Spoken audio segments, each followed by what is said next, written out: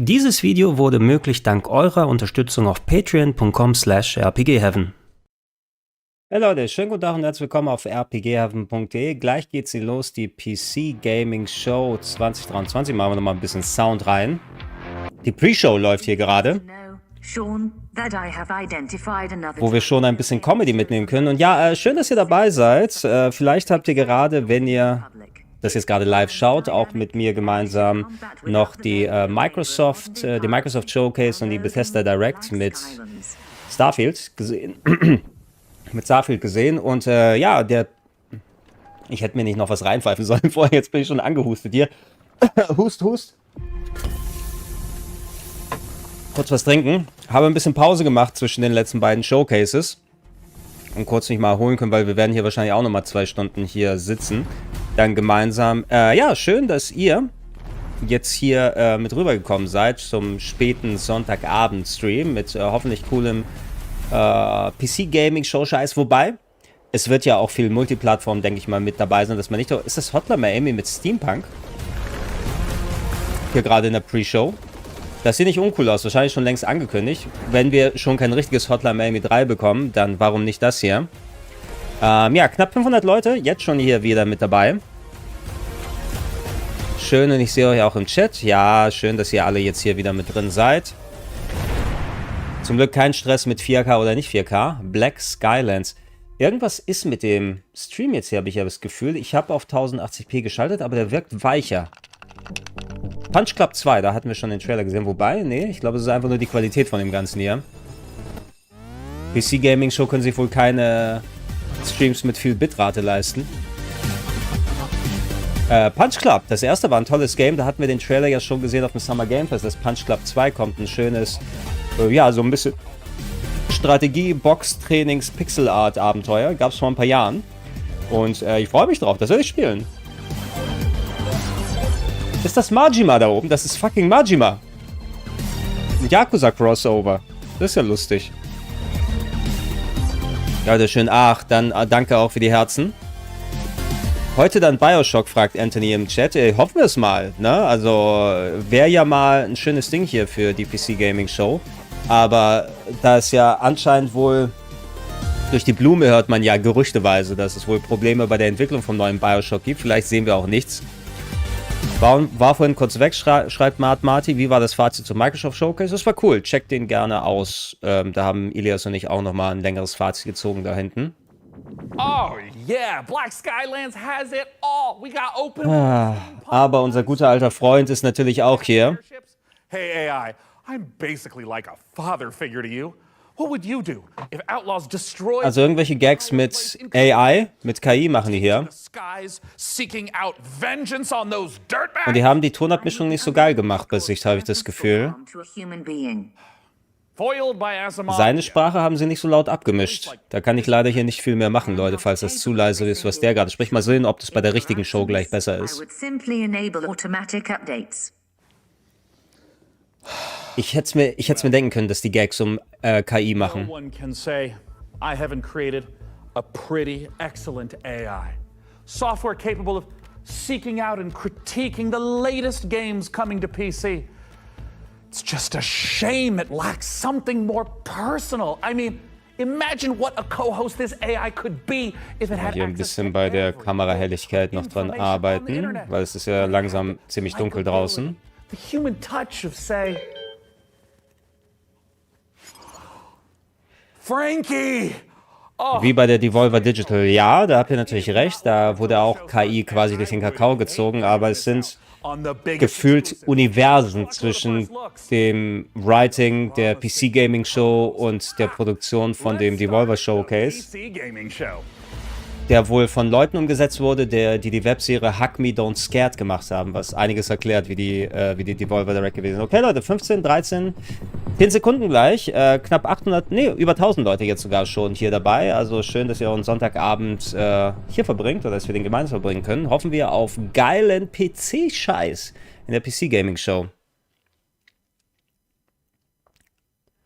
Viewers Discretion is advised. Übrigens, auch schon Musikclaims auf meinen Xbox-Streams drauf. Die haben wieder geschützte Musik benutzt, die Idioten.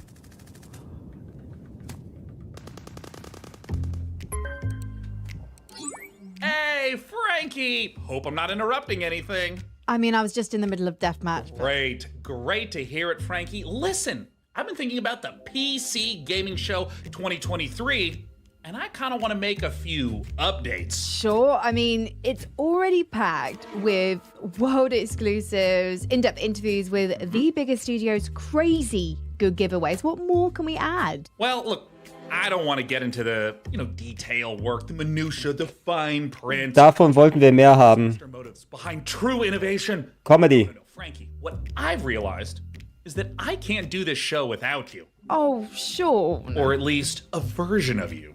Huh? Oh, blah, blah, blah. Oh nein, Frank KI. Frank AI oder sowas. Code to write.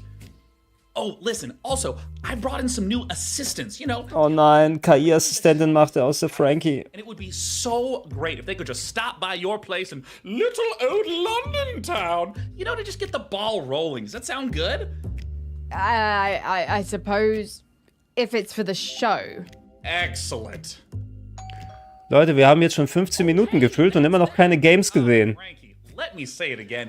You are one of a... Oder 2 Minuten, aber es fühlt sich wie 15 an. Gunther und Helga. They're great guys. Very thorough. Also die Future Game Show war ja schon recht unten, was das cringige Writing anging, aber das hier... Ist das Fabian? Nein, das ist der Typ, oder? Mr. Sean has many great ideas for the show.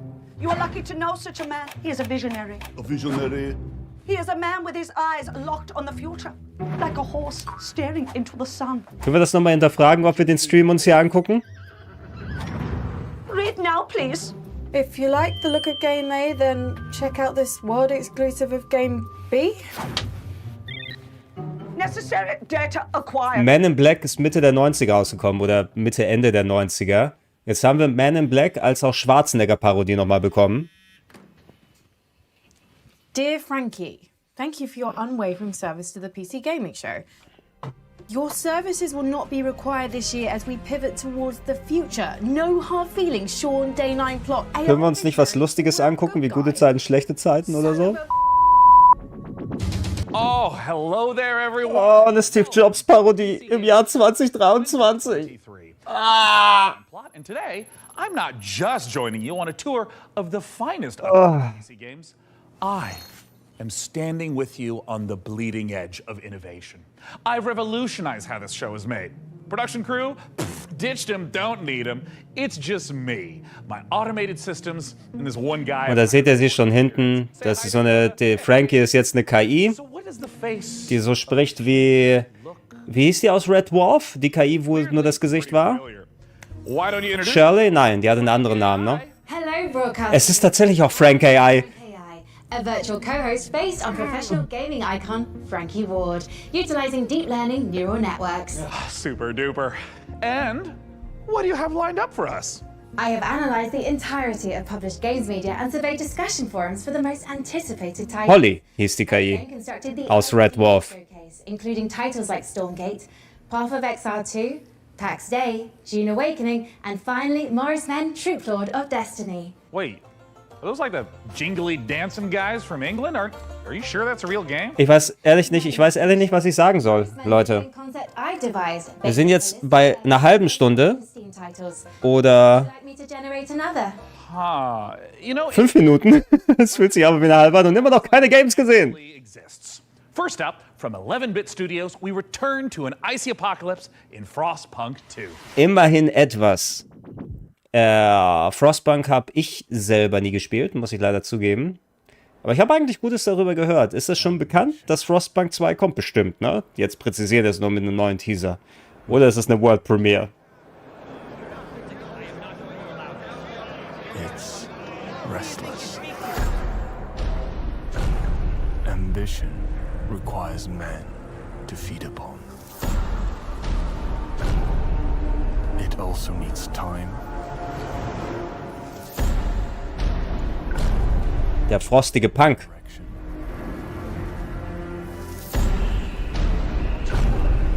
Ja, aber zeig doch auch mal was aus dem Spiel und nicht nur diesen Käse. But for every man who fulfills his calling, Okay, im Chat sehr viel Positives über Frostpunk. Ich vertraue auf eure Einschätzung da. It's them who knock and open the door to hell. Aber der Teaser, außer für Plot- und Lore-Fans, sehr nichtssagend, wenn du dich nicht mit dem Game auskennst.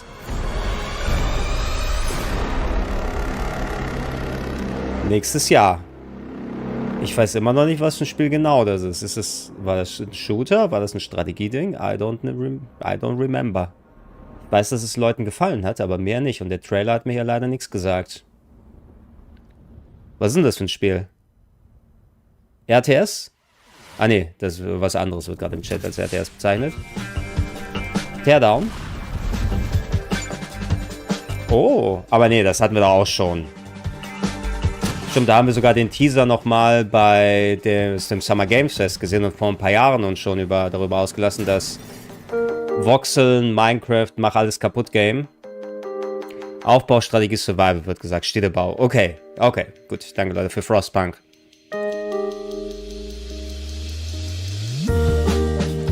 Das sah nett aus, wo wir es immer die ganzen anderen Male gesehen haben. Mich wundert, dass es eben noch nicht rausgekommen war. Teardown.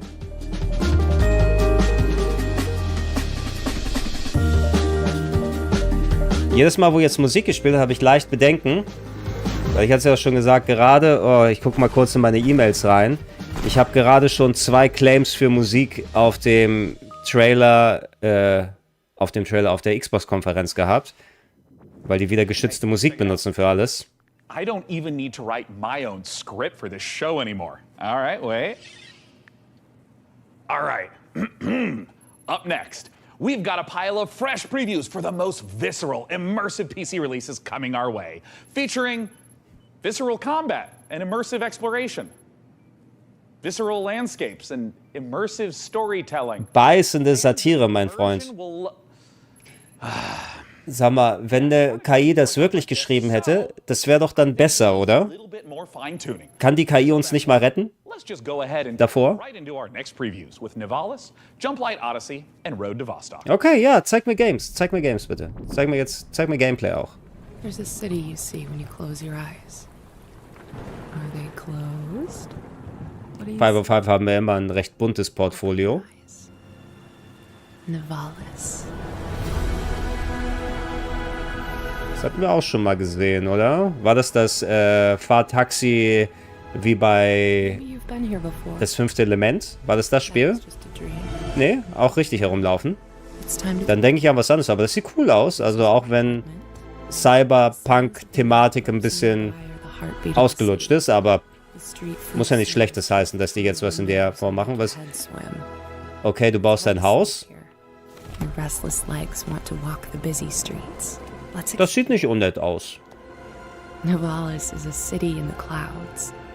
But Cloudpunk wird gerade erwähnt. War Cloudpunk das Taxifahrspiel? Ach, ist im Cloudpunk-Universum, okay. Ein Bar-Simulator im Cloudpunk-Universum. Ist das wie Valhalla? Cyberpunk-Bartender?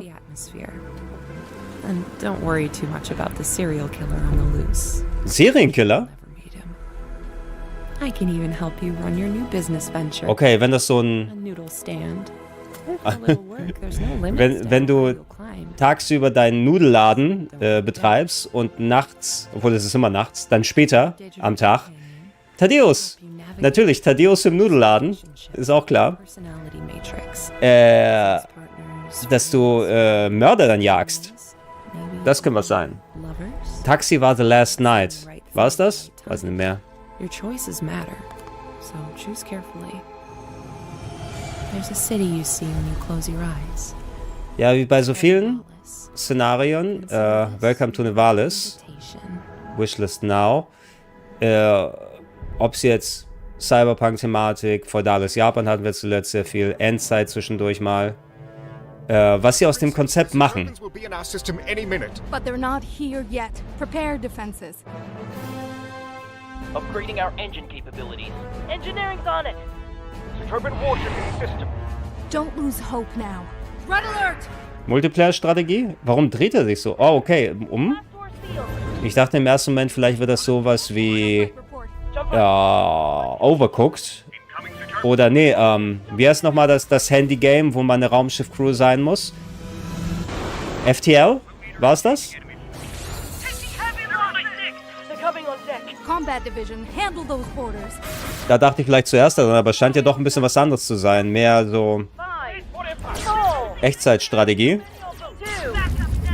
Not today, Voltan. Harry Selden schreibt im Chat, sieht aus wie von den Evil Genius-Machern. Jumplight Odyssey. Oh, Free Demo? Das war aber sehr schnell jetzt mit dem Datum. Eine Demo bald. Wohl. An der Grenze. Hardcore Survival FPS Game set in a post-apocalyptic border zone.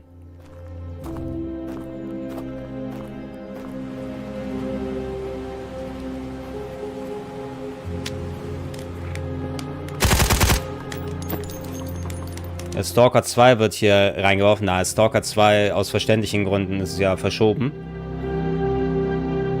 Und wenn es mal kommt, dann bin ich mir ziemlich sicher, dass der Gusse mit, aber es sieht ja nicht aus wie Stalker 2 hier. Das ist wahrscheinlich eines von vielen, die in diese Richtung gehen.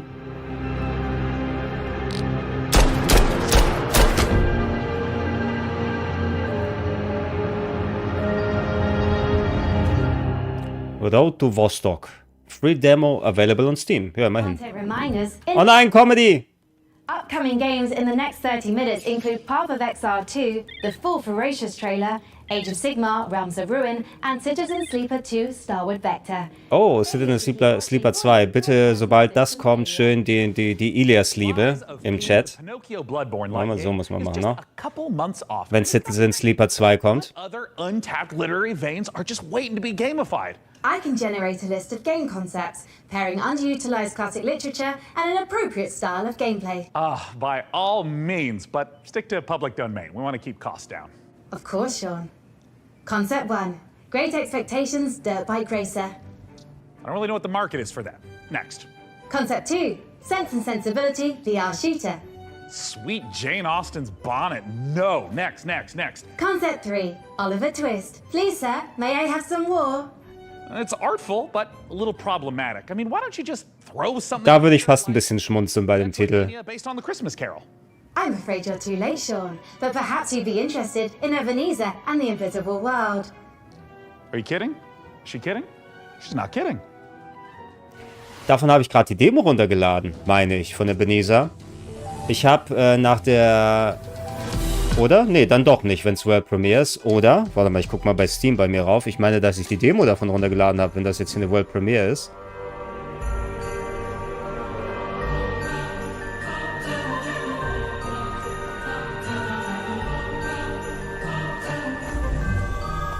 Ah, nee. Little Nemo and the Guardian of Slumberland habe ich runtergeladen. Okay. Also Ebenezer Scrooge, Metroidvania. Charles Dickens dreht sich im Grabe um. Das sieht nicht unlustig aus, muss ich auch sagen. Uah! Explosion.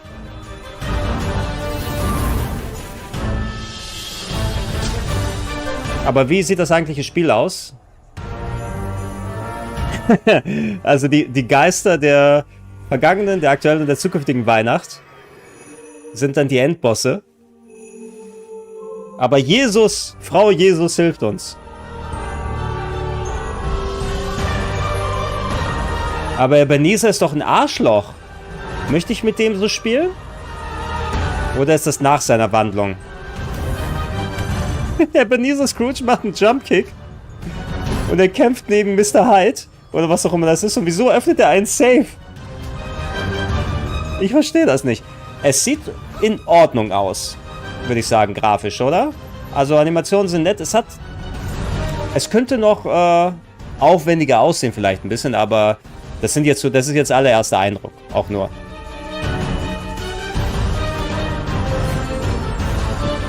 Aber warum ist Ebenezer Scrooge wie Simon Belmont hier gerade? Oder Alucard fast schon, ne? Ah, Alucard. Guck mal, genau das hier, die Mistfähigkeit, also die Nebelfähigkeit von Alucard. Die haben einfach Symphony of the Ebenezer gemacht. Ebenezer of the Night and the Invisible World.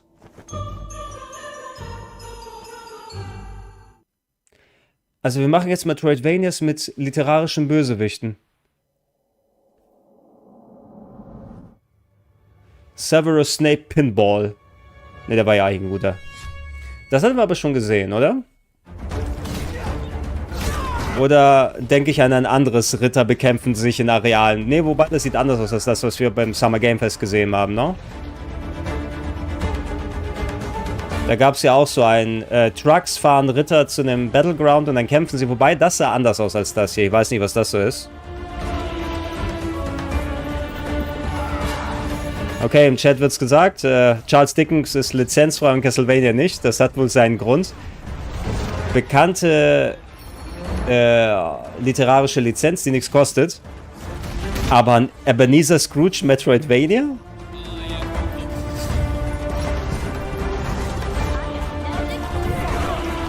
Ja, das hier ist so ein bisschen, I don't know. Not for me. Ja, Warhaven, doch, das hatten wir gesehen. Okay, haben wir schon gesehen.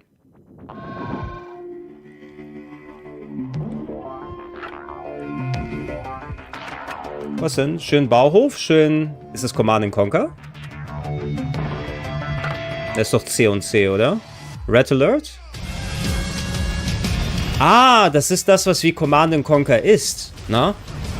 Hatten wir, glaube ich, auf der Gamescom doch drüber gequatscht. Das ist so ein Spiel, was versucht, den Command & Conquer Vibe dann so mitzunehmen, ne?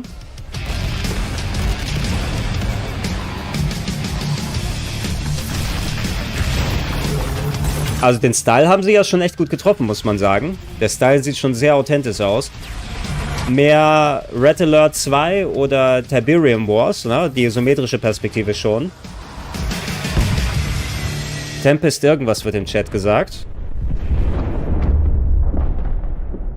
Dorf. Dorf at Hearst. Nee, das ist was Neues, ne? Das ist was Neues. Looks phenomenal. Hey, Frank AI, as a mind birth from like everything ever written about video games, I'm sure you've got an interesting take on it. What are your thoughts? Sean, Dorf isn't just about strategic balance of resource scarcity in military industry.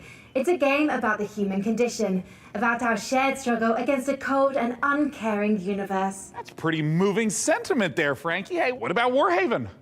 Warhaven isn't just about clashing swords and moments of... Im Chat wird gerade nochmal nach dem Capcom Showcase gefragt, gegen Mitternacht, aber morgen gegen Mitternacht, nicht heute. Oder kriege ich was durcheinander? Capcom ist morgen um Mitternacht erst, ne? While I go sort out some unrelated gremlins in Frank AI's procedural critique, let's see a game with its own gremlins. Also Montagabend. With a shotgun. These creatures infernal. These perils eternal. Lord, heal me. Sulfur. Ein Boomer-Shooter. Wobei, der Stil sieht nicht ganz so Boomer-Shooter-mäßig aus.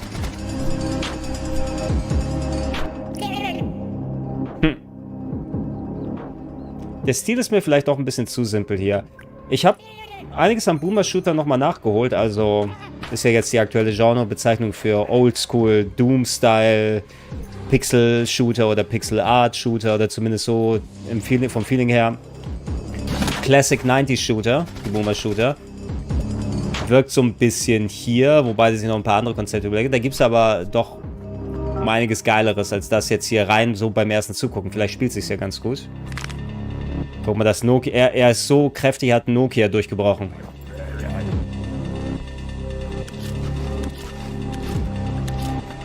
Ja, das macht mich nicht so an, muss ich sagen. Happy Tree Friends werden im Chat kurz erwähnt. Ja, aber natürlich ein bisschen so den Comedy-Style. Aber, also ganz ehrlich, gefällt euch das so richtig jetzt hier? Ich weiß jetzt nicht, was so das Besondere ist, außer, guck mal, wir haben einen simplen, lustigen Style hier und haben noch Sammlerkram. Wahrscheinlich noch, ja, hier, guck mal, mit Crafting. Ich crafte mir eine geile Scroll nochmal für Magie. Aber es sieht nicht nach so richtig Fun aus. Ja, okay, die durchschnittliche Meinung im Chat eher so viele, ich sehe kaum positive Stimmen hier. Die Mucke ist gut. Ja, Musik kann man sich nicht beschweren. Hat ein Pentagramm am Spiegel hängen. Trysulfur.com, wahrscheinlich Demo bereits available oder so. Enemies die cool. Enemies die cool. Die Bardi. Ein Mensch, der... jemand, der Deutsch spricht, kann kein schlechter Mensch sein. Die Bardi. Gab's das Schwert auch mal kleiner?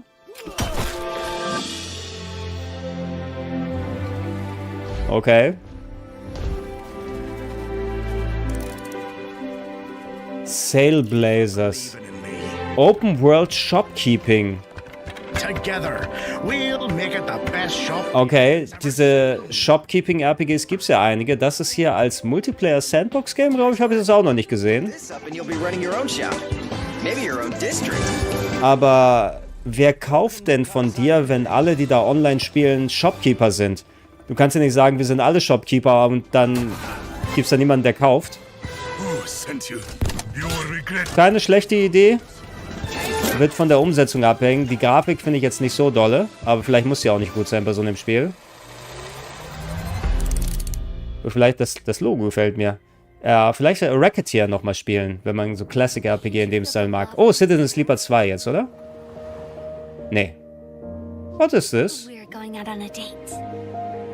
Aha, Dating Sim. Calm down. I freaking told her. What are you gonna do? Breaking news. A mysterious infection. Ah, das ist das, was wir schon gesehen haben, ne? Das Dating Sim Horror RPG so, ne? Oder Horror Action Adventure. Your smile. Your warmth. Ja, genau, das Waifu-Ding, was wir gesehen hatten. Auch auf der... No? Ja, no? Oh, guck mal, mit richtigem Datum, Persona-Style. Das könnte ganz lustig sein. Also wenn es, wie hieß das nochmal? Da gab es doch den Namen schon. Und das wurde vor längerer Zeit mal vorgestellt. Und wir haben es, glaube ich, auf dem Summer Game Fest nochmal gesehen jetzt. Eternites, ja. Danke, Meister Papala im Chat. Eternites müsste das sein. Alter, hat sie ihm den Arm abgesplattert, da? Save your date, September. Save the date. Save the world. Ja, spielen Eternites. Ja, spielen machen wir das, ne? Das werden wir spielen. Demo available 19.06., also in einer Woche. Eternites there, showing us that love is never Eternites oder Eternites. Eternites. You know, I sometimes get a little Eternites. a simpler time. I mean, don't get me wrong. I love modernity. And sure, big text on some. Die arme Frankie musste, damit der Kopf so aufgenommen, die musste in den Greenscreen und musste sich so ein grünes Hemd, was den Hals umschließt, komplett anziehen, damit das ausgekiet werden kann sauber. Aber sie hat ja auch dann trotzdem viel Detail in den Haaren, also so easy ist das nicht gewesen, ihr Gesicht da reinzuballern. Ist jetzt spannender, mal die Technik zu analysieren, als den Crap, den die erzählen, ja? It's designed to identify, question and report back on the work of leading game developers. Hey, Bauminvention ist kein klassisches Turtleneck. Du musst wirklich eins haben, was auch eine saubere Kante hat und sauber abschließt. Das ist nochmal nicht einfach nur ein grünes Turtleneck. Sonst kannst du das nicht sauber ausschneiden. Little RD has flown itself all the way out to Helsinki, Finland to meet the team behind the highly anticipated medieval must-play, PAX Day. Let's take a look. PAX Day. Raseborg Kastelruins in Finnland. Snappatuna. Gute Lichtstimmung, ne? Fast realistisch so vom. Aber das Licht sieht echt gut. Also ja, okay, hier sieht das schon wieder ein bisschen. Das könnten richtige Fotos sein hier von der Lichtstimmung alleine. Oder ist das jetzt direkt in Finnland? Nee, das ist einfach direkt in Finnland. Okay, ist das richtige Footage. Und ich dachte schon, ihr habt die Lichtengine echt gut hinbekommen. Ich bin so blöd. World which we can call home, where it's teeming with life, mysteries, and it's for you to explore. Imagine yourself if you are living in 12th or 13th century Europe. It's a very different reality. Ich war gerade echt beeindruckt von der Lichtstimmung. Haben sie echt gut hinbekommen. It's where magic truly exists and ghosts exist and the myths are real. And this is kind of the inspiration we take to build. It's basically going back to the roots of what fantasy means and building a fantasy world based on real-world mythologies. So we go very much into the roots. So we're using a lot of medieval... Unreal Engine 9, Wetter Thomas, ja. Bestiaries and grimoires using real-world magic, actual recipes for healing. Im Chat wird aber auch das Spiel schon als gut bezeichnet. Kennt ihr dann also schon, ne?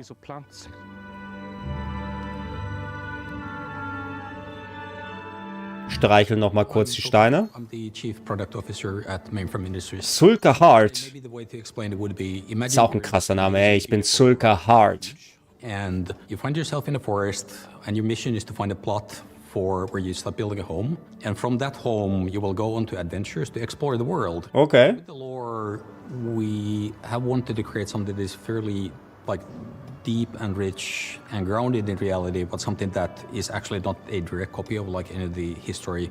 So there's multiple types of ruins, there's the dungeons, and you will be able to find snippets of Das the klingt lore nicht schlecht von der Idee her. Also, ja. in the game itself. So ein bisschen jetzt nicht das Rad von ultra neuem erfunden, aber so die Kombi und alles. So you will be able to like find and examine things and actually then find Kurz mal reinbeißen find other places in den Fliegenpilz. in the game itself. And the area of the game that you will be able to play when the game launches is, we're calling it Gallia, and it's very similar to the areas of the world in southern France. With the influences from the Nordics where we're from. So what we're building is, we're calling it the social sandbox. We're putting the least amount of barriers to entry on how you can actually interact with other players. Okay, also Social Sandbox, das heißt permanent online, oder? Müsste? So from the first minute when you start playing the game, you will be able to do everything you imagine with the other players. So you can trade, other people can actually help you.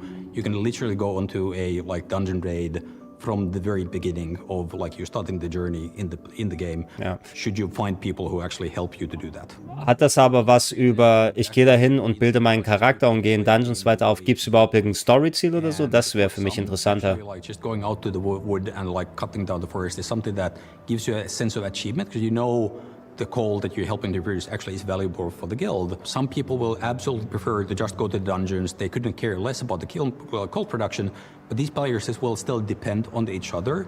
But there's valuables to bring from the dungeon. Keine Story wird im Chat gesagt. Okay, dann wird es für mich leider wieder uninteressanter, muss ich sagen. So viel auf rein, ich bastel da was. So PvP und andere Sachen. So, nee, nicht wirklich meins leider. Wie lang soll das gehen? Fragt Evil Alex im Chat. Meinst du jetzt den Trailer hier oder allgemein die PC Gaming Show? Der Trailer geht so lange er geht. Ich glaube, die PC Gaming Show wahrscheinlich 2 Stunden, oder? Würde ich sagen. Das waren so meist dann die Längen der PC Gaming Show in der Vergangenheit.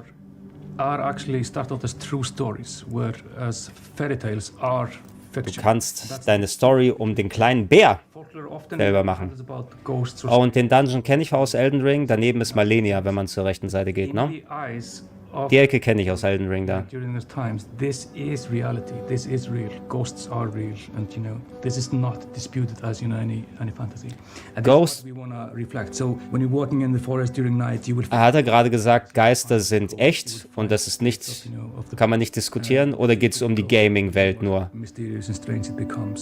Hat er gerade den Beweis geliefert, dass Geister existieren, nach eigenem Verständnis?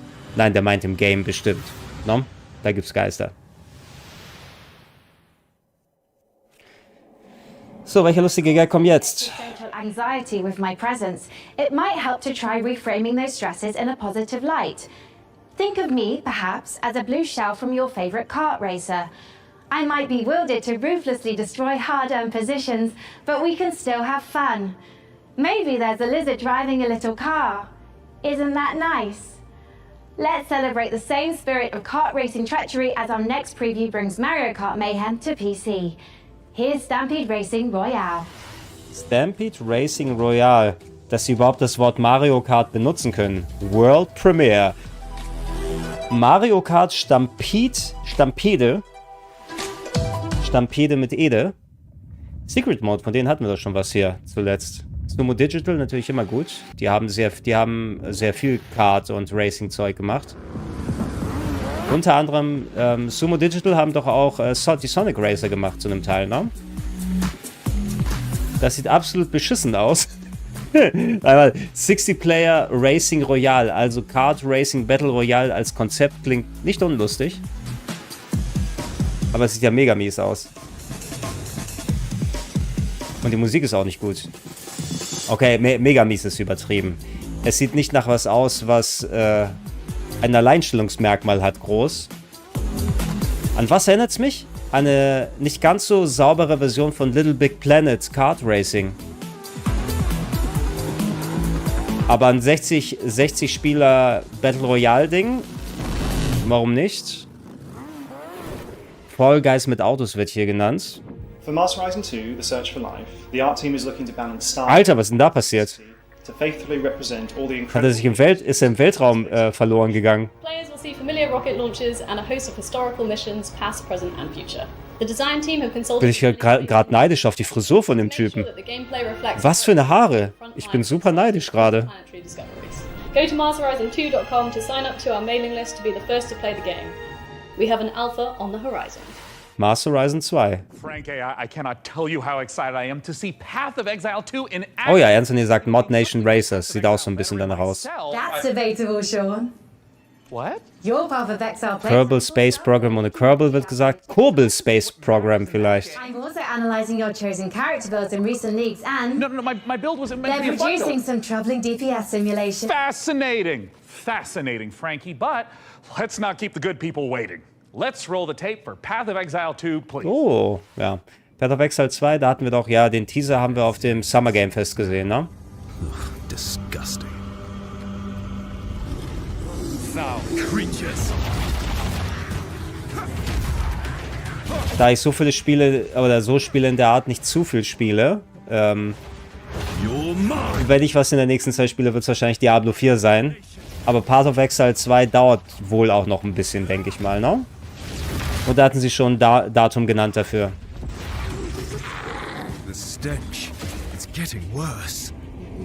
Der Geruch, er wird schlimmer.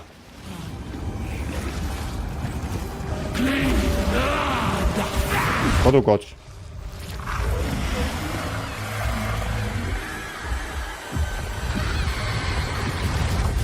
Klaus-Peter Diablo, Path of Exile 2. Wie zwei Zähne kommen sie von oben. 28. Juli. Aber find out more, 28. Juli, nicht das Spiel kommt da raus.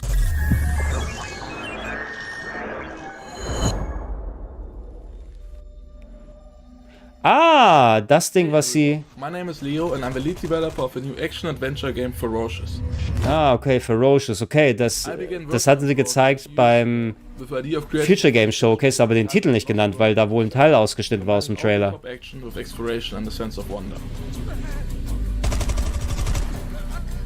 Oder? Oder ist das ein anderes Game? Doch, das sah ein bisschen so aus mit Dinos und alles. That you may have seen in movies like King Kong and Jurassic Park. We aim to marry the setting and unique gameplay opportunities with classic first-person shooter mechanics. Es wirkt ein bisschen so, als ob die auf Skull Island gelandet sind. The flexibility of the Unity engine allows us to create unique solutions to some of the environmental features, such as custom water effects and realistic vegetation. Ah, mach doch nicht sowas. Use a mix of photoscanned and handcrafted assets to create a world both scary and beautiful. Both scary and beautiful. Das hört sich nach einem Tinder-Profil an. Soviet improvise. I hope you guys are excited as I am. Feel free to wishlist and follow the game on Steam, as we can't wait to share more about Ferocious in the coming months. Thank you. Thank you. Alpha Footage. Was denn jetzt hier? Welcome to Islands of Insight. An epic shared world puzzle adventure game set in a world of fantasy. Oh. Wonders. Oh, Puzzle Adventure? Ich dachte gerade noch ein MMO, aber... With mysterious puzzles, secrets and sublime landscapes. Ist das ein... And other players to discover. Ein Open World Witness oder was? Oh! I'm interested. I'm interested. As a seeker, you'll set off on a journey of knowledge. Außer ich muss mit anderen Leuten die Rätsel zusammenlösen und ich kann es nicht alleine machen. Also wenn die dort herumlaufen, habe ich kein Problem, aber ich will meine Rätsel selber lösen. And solve every puzzle you find. Könnte ich mal probieren. Ich hoffe, es ist nicht so knallhart wie The Witness, muss ich sagen. Das war schon sehr, sehr anstrengend. MMO-Puzzle finde ich aber eine tolle Idee. Also echt. Es sieht eben aus, als ob die Welt aus einem Korea-MMO wäre. In Islands of Insight, A beautiful Aber es ist ein Puzzle-Game. tranquility and adventure awaits you. Ja, wenn es im Chat schon schreibt, vielleicht frage ich Florentin, wenn er das spielt. Dann machen wir da mal eine Koop-Session oder so. Bin mir sicher, dass das seine Kragenweite ist. Wonders. Where the answer is always in sight.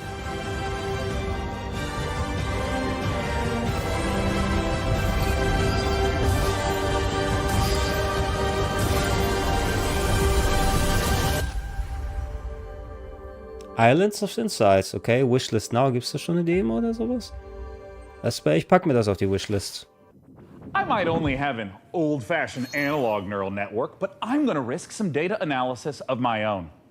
Those Dark Souls games seem like a big deal, huh? Okay, Lords of the Fallen. While From Software is taking a recess to work on giant robots, Hexworks is stepping in with a fresh supply of very depressed knights with very big swords. Coming this October, here's your latest look at Lords of the Fallen. Wer hätte das gedacht? Aber es sah schon ganz gut aus. Also für... Hallo, wir machen Dark Souls ohne Dark Souls. Parallel worlds, the land of the living, where demonic knights and hulking monsters are trying to Aber hatten wir das nicht schon genau so gesehen auf dem Summer Game Fest? where the ghosts of those creatures are trying to super murder you. Using the latest Unreal 5 technology, developer Hexworks has layered these realities directly on top of each other, allowing you to port. Weiß nicht, was ich sonst ergänzen sollte zu dem, was ich schon auf dem Summer Game Fest gesagt habe. In the spirit of the Dark Souls games, failure will be punished. Ah, du musst aus der toten Welt auch nochmal raus. Okay, das war's schon. Okay, wir sind bei Dungeon Keeper.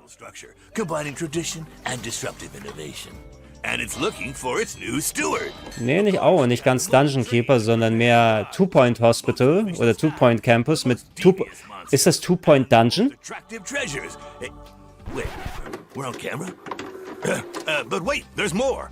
We have state-of-the-art production facilities, an R&D center, B2C process. Komm, Two-Point Dungeon ist das. Waste recycling system. Our underlings, employees. Weil Dungeon Keeper selber war ja nochmal ein bisschen was anderes, mit dem Dungeons selber bauen. Aber hier managst du ja, wie so ein Dungeon funktioniert. Hey, don't film that, or you'll be the one cut into shreds on the editing floor.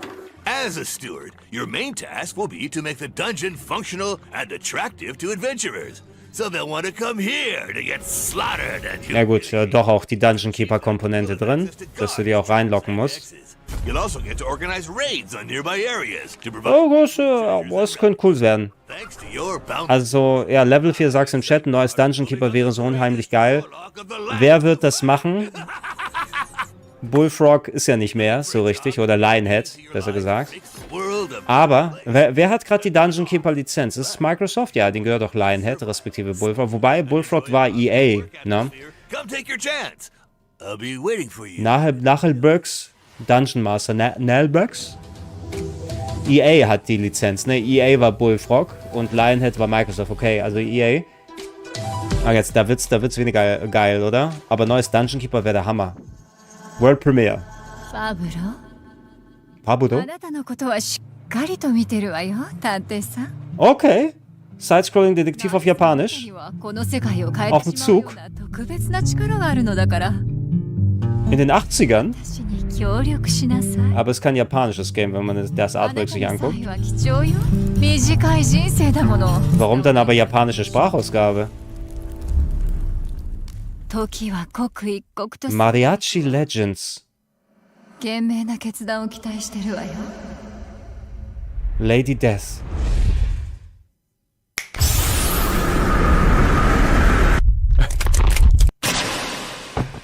Holy fuck, ist das ein Adventure?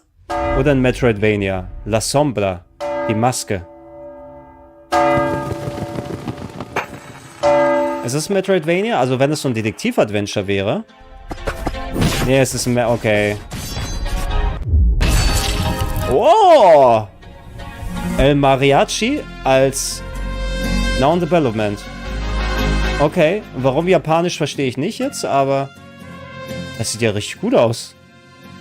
Blasphemous-mäßig wird im Chat gesagt. Ja, vielleicht so ein bisschen. Are you all right? Aber Setting ist cool. Our programming included a gunfight/dance sequence to promote mariachi legends, but your heavy breathing is indicative of exhaustion, panic, or that you are currently entering childbirth. No. Don't worry about anything. Systems are a go. Our schedule is just packed with so many games. I understand, Sean. Dass die dieses Ding jetzt durchziehen tatsächlich mit der KI und dem Has been updated to day 10. Steve Jobs Ding.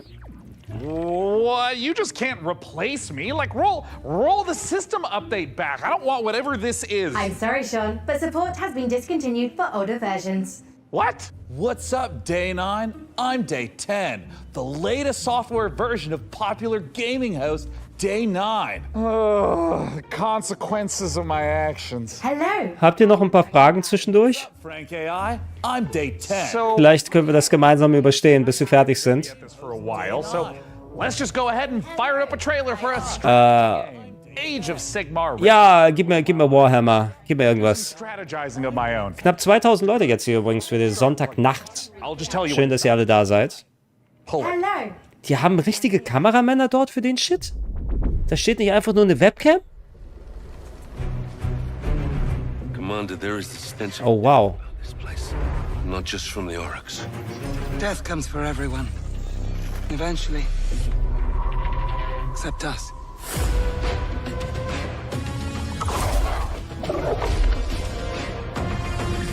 Also ich beantworte gleich eure Fragen. Jetzt ist der Trailer gekommen. Ich war noch gerade geflasht. Ich will natürlich jetzt nicht über Warhammer dann drüber quatschen, aber danke für die Fragen, die ihr schon mal gestellt habt.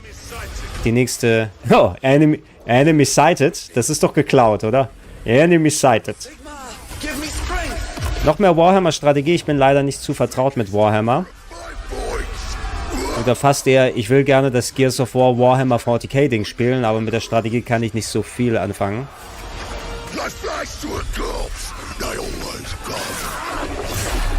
Aiden, I will take the fight to the Auric Warlord. You hold here. Fate conspires against us both. Not fate. Duty. Get it!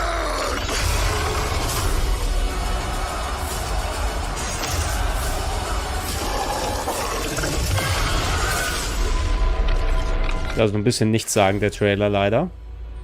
Wobei man hat schon ein bisschen Gameplay gesehen. Open Beta 7. Juli. Könnt ihr euch gerne mal ausdrödeln. Ah, Citizen Sleeper 2. Okay, Leute, jetzt die Ilias-Herzen im Chat bitte. Für Citizen Sleeper 2. No, get out! They haven't finished it! Oh, Sleeper's finished, aren't you? Oh, mit so einem richtigen Yakuza-Tattoo. Sleeper. And yet, here you are. Ja, schön die Herzen für Illy Boy. Bitte, der freut sich, wenn ihr die in den Chat packt. Ja, so ist das.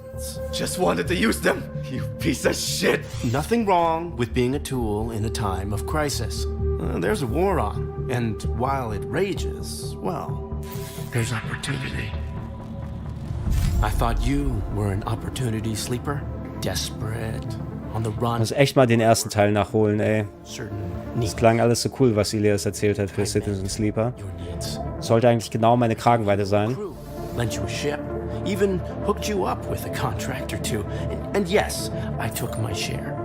But that only seems fair. I invested in you. But then, you went into... Aber bisher ist das nur so ein Mood-Trailer. Also, das sieht cool aus. Gefällt mir der Style. This. And I don't need you anymore either. Aber das Game wird ja eh nur Menüs sein. Am Ende gibt's nicht so viel zu zeigen wahrscheinlich.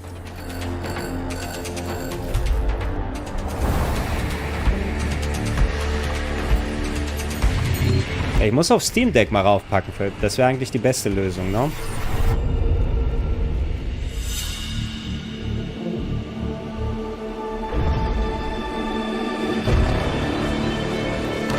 Citizen Sleeper 2.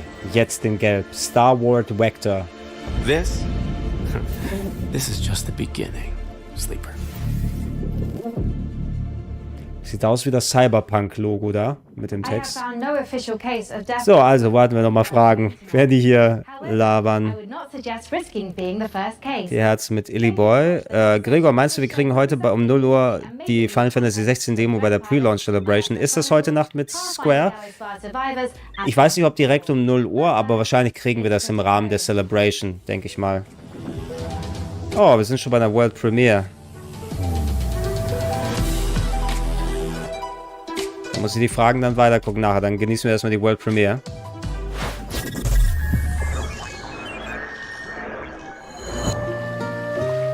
Eine Badewanne. Eine Hütte. Crash Bandicoot. Nein. Aber es sind die Crash Bandicoot Kisten da hinten. Hallo, ich heiße Bash Crandicoot.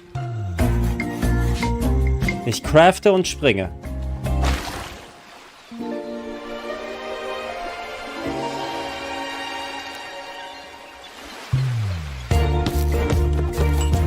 Okay, er macht ein Schiff aus einer Badewanne. Aber Schwimmbadewannen? Sind die nicht zu schwer eigentlich? Wobei, okay, die haben ja den Hohlkörper, oder? Aber ergeben die so gute Schiffe? Anscheinend schon, weil er macht das ja jetzt hier. Ich habe noch nie eine Badewanne zu einem Schiff umgebaut. Okay, was machst du? Du machst hier Crafting, sammelst Ressourcen und fährst mit der Katze übers Land. Oh, sieht nicht unlustig aus. Können wir ja machen. Mal so ein bisschen ausprobieren. So, die Crafting-Komponente ist nicht so meins. Die Maus will Bürgermeister werden. Animal Crossing wird hier im Chat genannt. Animal Crossing ohne Lizenz. Vielleicht so... Wann kommt eigentlich Fantasy Life 2? Das ist doch auch gerade in Arbeit. Das sehen wir wahrscheinlich ja bei der Nintendo-Konferenz, wenn die mal in einem Monat oder so kommt. Critter Cove, Wishlist Now. Für alle möglichen Systeme, außer Switch, meine ich.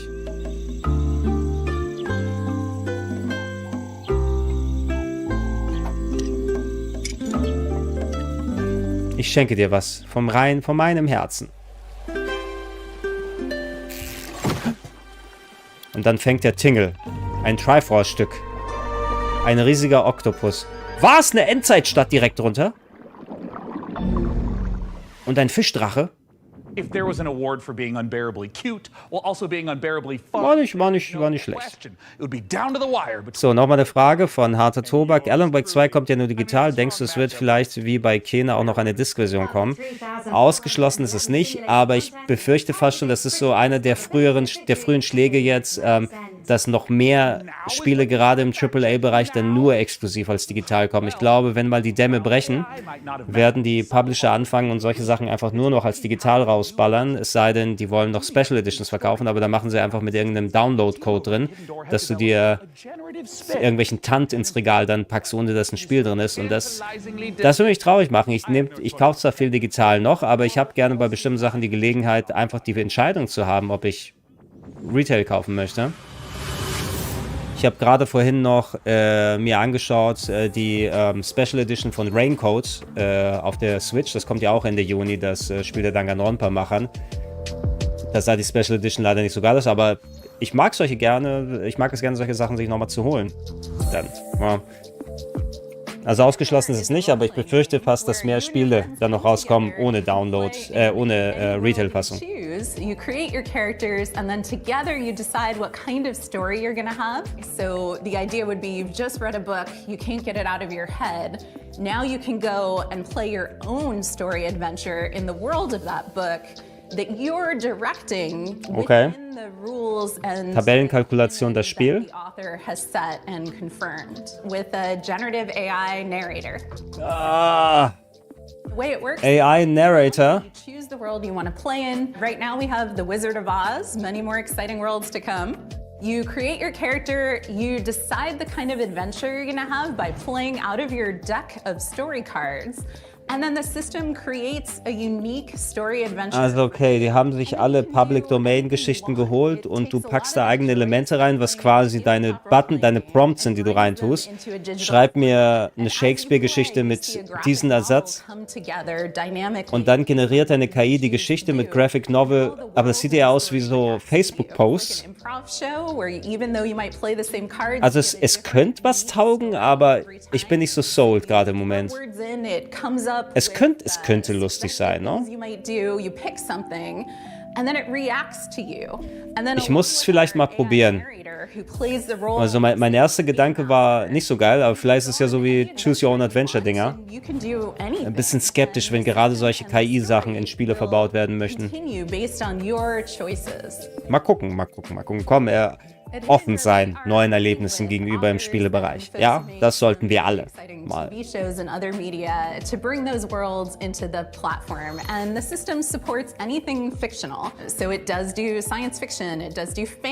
Okay, Science Fiction hast du mich wieder.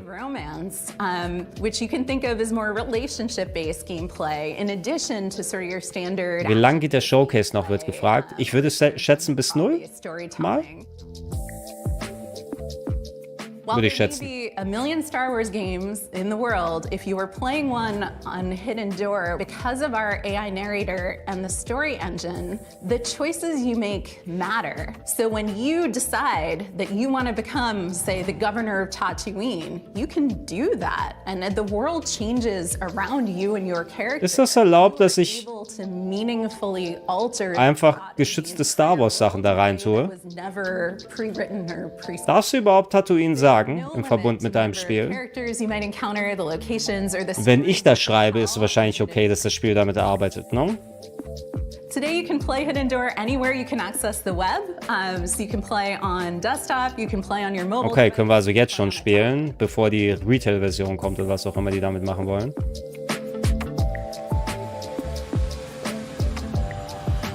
Aber gut, die werden sich ja was bei gedacht haben, ne? New Social Role-Playing Experience. Warum muss alles social sein?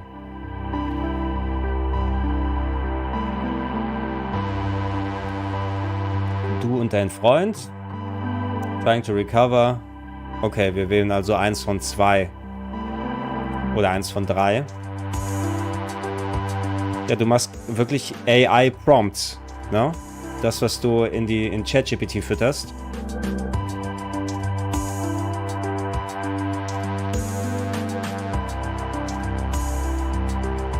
Ah, ich probier's mal, komm.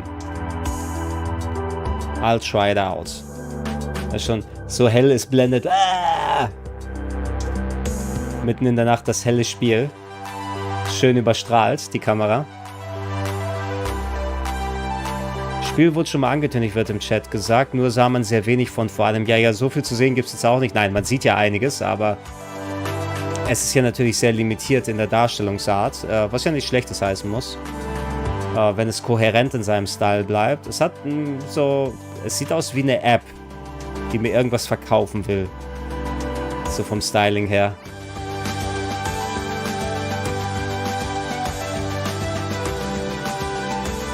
Hidden Door. Ja gut, ich probiere es aus. Coming Winter 2023.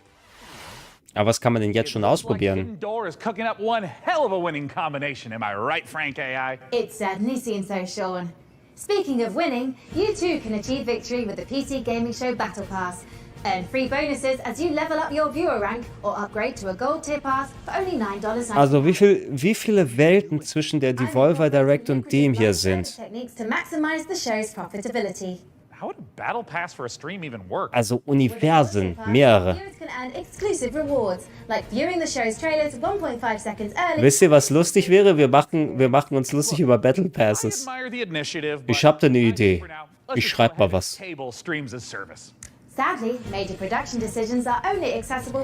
Das Ding ist, sowas kann im Grunde ja auch funktionieren, aber der Gag wird jetzt über mehrere Minuten gezogen.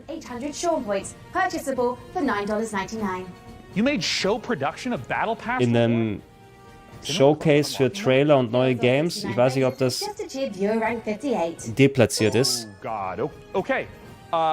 Vor allem, weil gegebenenfalls gleich Spiele vorgestellt werden, die Battle Passes haben. Dungeon crawler from the Don't Starve devs at Clay Entertainment. Here's your first look at Dread Pilots.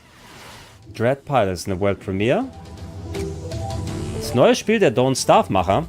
Ich dachte, da hätten wir auch schon was gesehen. Wahrscheinlich haben wir Spiele gesehen, die wie Don't Starve aussehen. Oh, im Weltraum. Don't Starve. From the makers of Griftlands, Don't Starve, Invisible Ink. Haben ja einiges gemacht. Okay, der landet auf einem Planeten. Ja, und die Devolver Direct ist auch nur 15 Minuten lang. Leider siehst du auch nur 5 Spiele immer da nur. Und hängst ein bisschen davon ab, ob du was Gutes zu sehen bekommst. Da fand ich die Spiele in der letzten Devolver Direct, also 2022, wesentlich stärker als die Mischung, die wir jetzt bekommen haben. Aber die Direct selber bei Devolver war ziemlich gut. Okay, es ist... Ah, okay. Ist das vielleicht so mit Flugphysik? So ein bisschen Solar Jetman, wer sich an die alte Kamelle noch erinnert. Don't Starve habe ich nie richtig gespielt, muss ich zugeben. Wie gesagt, weil ich spiele ja sowas nicht wirklich. Aber solche Top-Down-Flugdinger mit so ein bisschen Physik und alles, sowas mag ich eigentlich. Es wird so oder so aber auch Survival dann sein, ne? Ui. Ja, guck mal, mit Trägheit und Schubdüsen und alles. Schön Solar Jetman. Ich weiß nicht, ob ich die Musik gut finde oder nicht.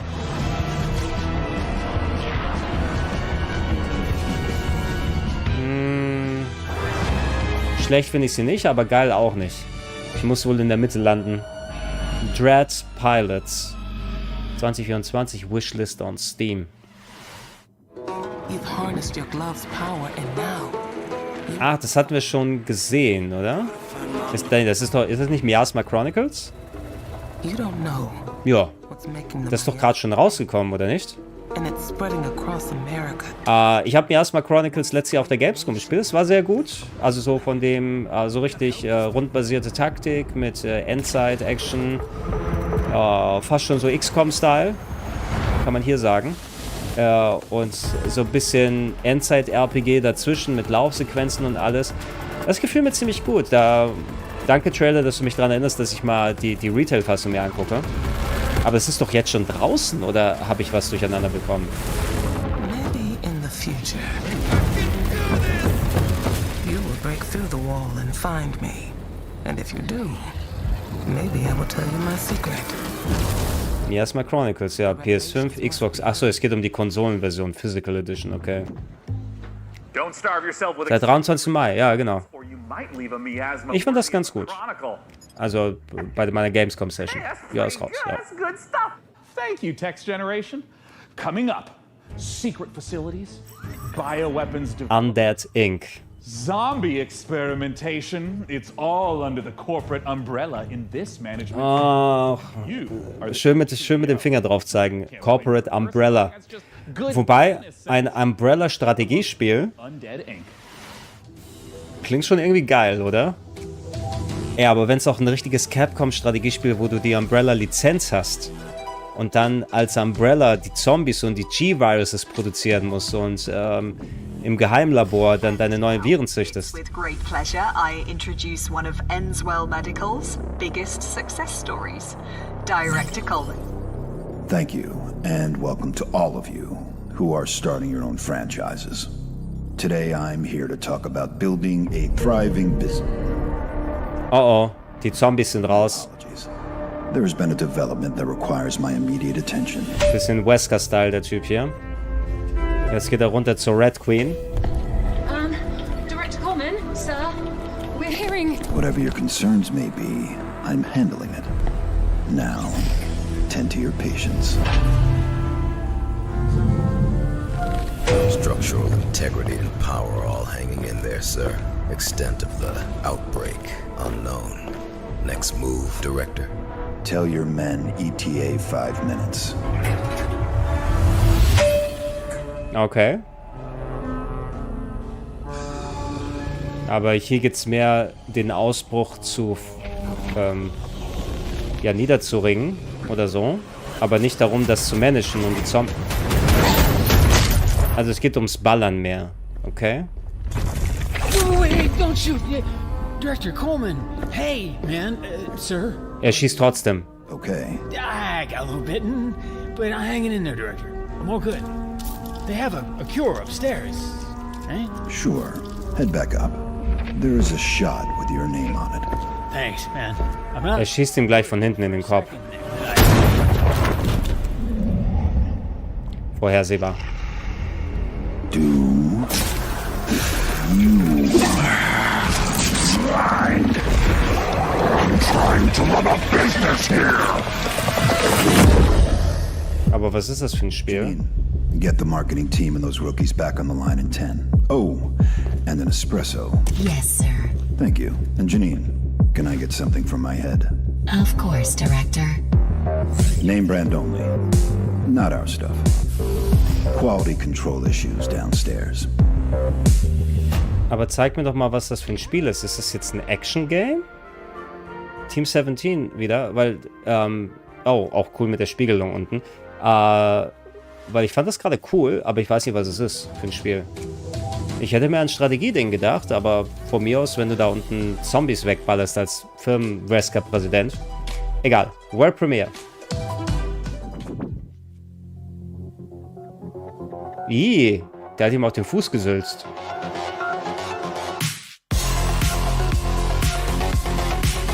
Ich sehe schon wieder, dass der Stream gestört wird. Mit schönem Synthwave hier. Aber guter Synthwave. Oh, was geht hier?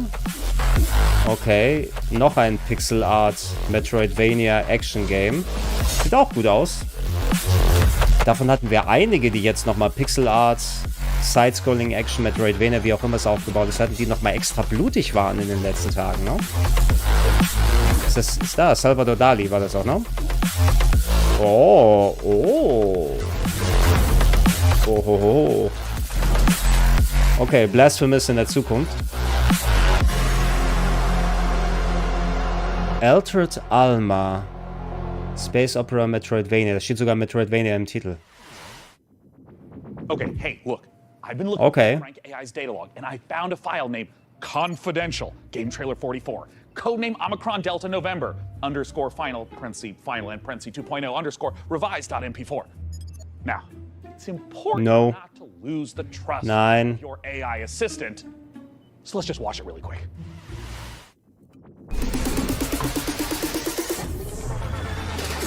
Invector. Oh, okay. Das ist doch bestimmt auch alles. Okay. Nee, ich mach das mal leiser. Ich mach das mal leiser jetzt hier, weil jetzt, wenn jetzt nochmal geschützte Musik drin ist, das mache ich fertig. Das wird alles bei mir gesperrt doch jetzt hier. Also entschuldigt, dass ich da die Musik einmal ausmache, weil es ist ja wahrscheinlich voll mit lizenzierte Musik jetzt hier. Grundidee aber, als Rhythmus-Game finde ich das eigentlich ganz gut. So, jetzt kann ich wieder lauter machen. Was ist denn das für ein Quatsch, ey? Das Spiel sieht cool aus, aber macht doch nicht solche Trailer hier rein. Weißt du, was das... Oh, warte mal. Sound wieder voll. Hey. Okay. So, was ist hier? Ist das... Oh, das ist doch Dings da. Ich habe das schon gesehen, ne? Das First-Person Stanislav Lem Spiel. Oder nach einer Geschichte von Stanislav Lem. Dem Autor. Yes.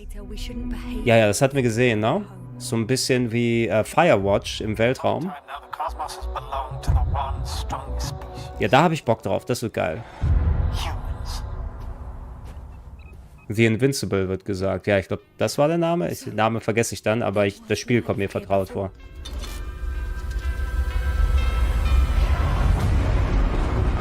Everything that happened here overwhelms me. Not every mission ends in success, Doctor. We have to save. Oh, und hier auch geile Mucke und alles, also.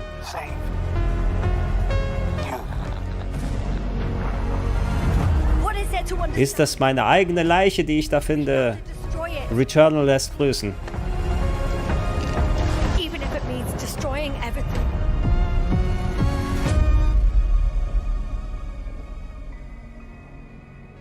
Not everything everywhere is for us. Schön die 70s-Schrift auch nochmal genommen. The Invincible. Wie von Headlander, die 70er-Schrift. Wer sich daran noch erinnern kann. Vor vielen Jahren.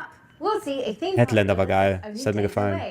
Metroidvania, wo du im Kopf warst, der auf andere Körper gegangen ist. Spiritual successor to classics like Roller Coaster Tycoon, Roller Coaster Tycoon 2, Roller Coaster Magnate 9, Roller Coaster Altair 27, and Roller Coaster God Emperor 40,000. Okay, let's not go off the rails.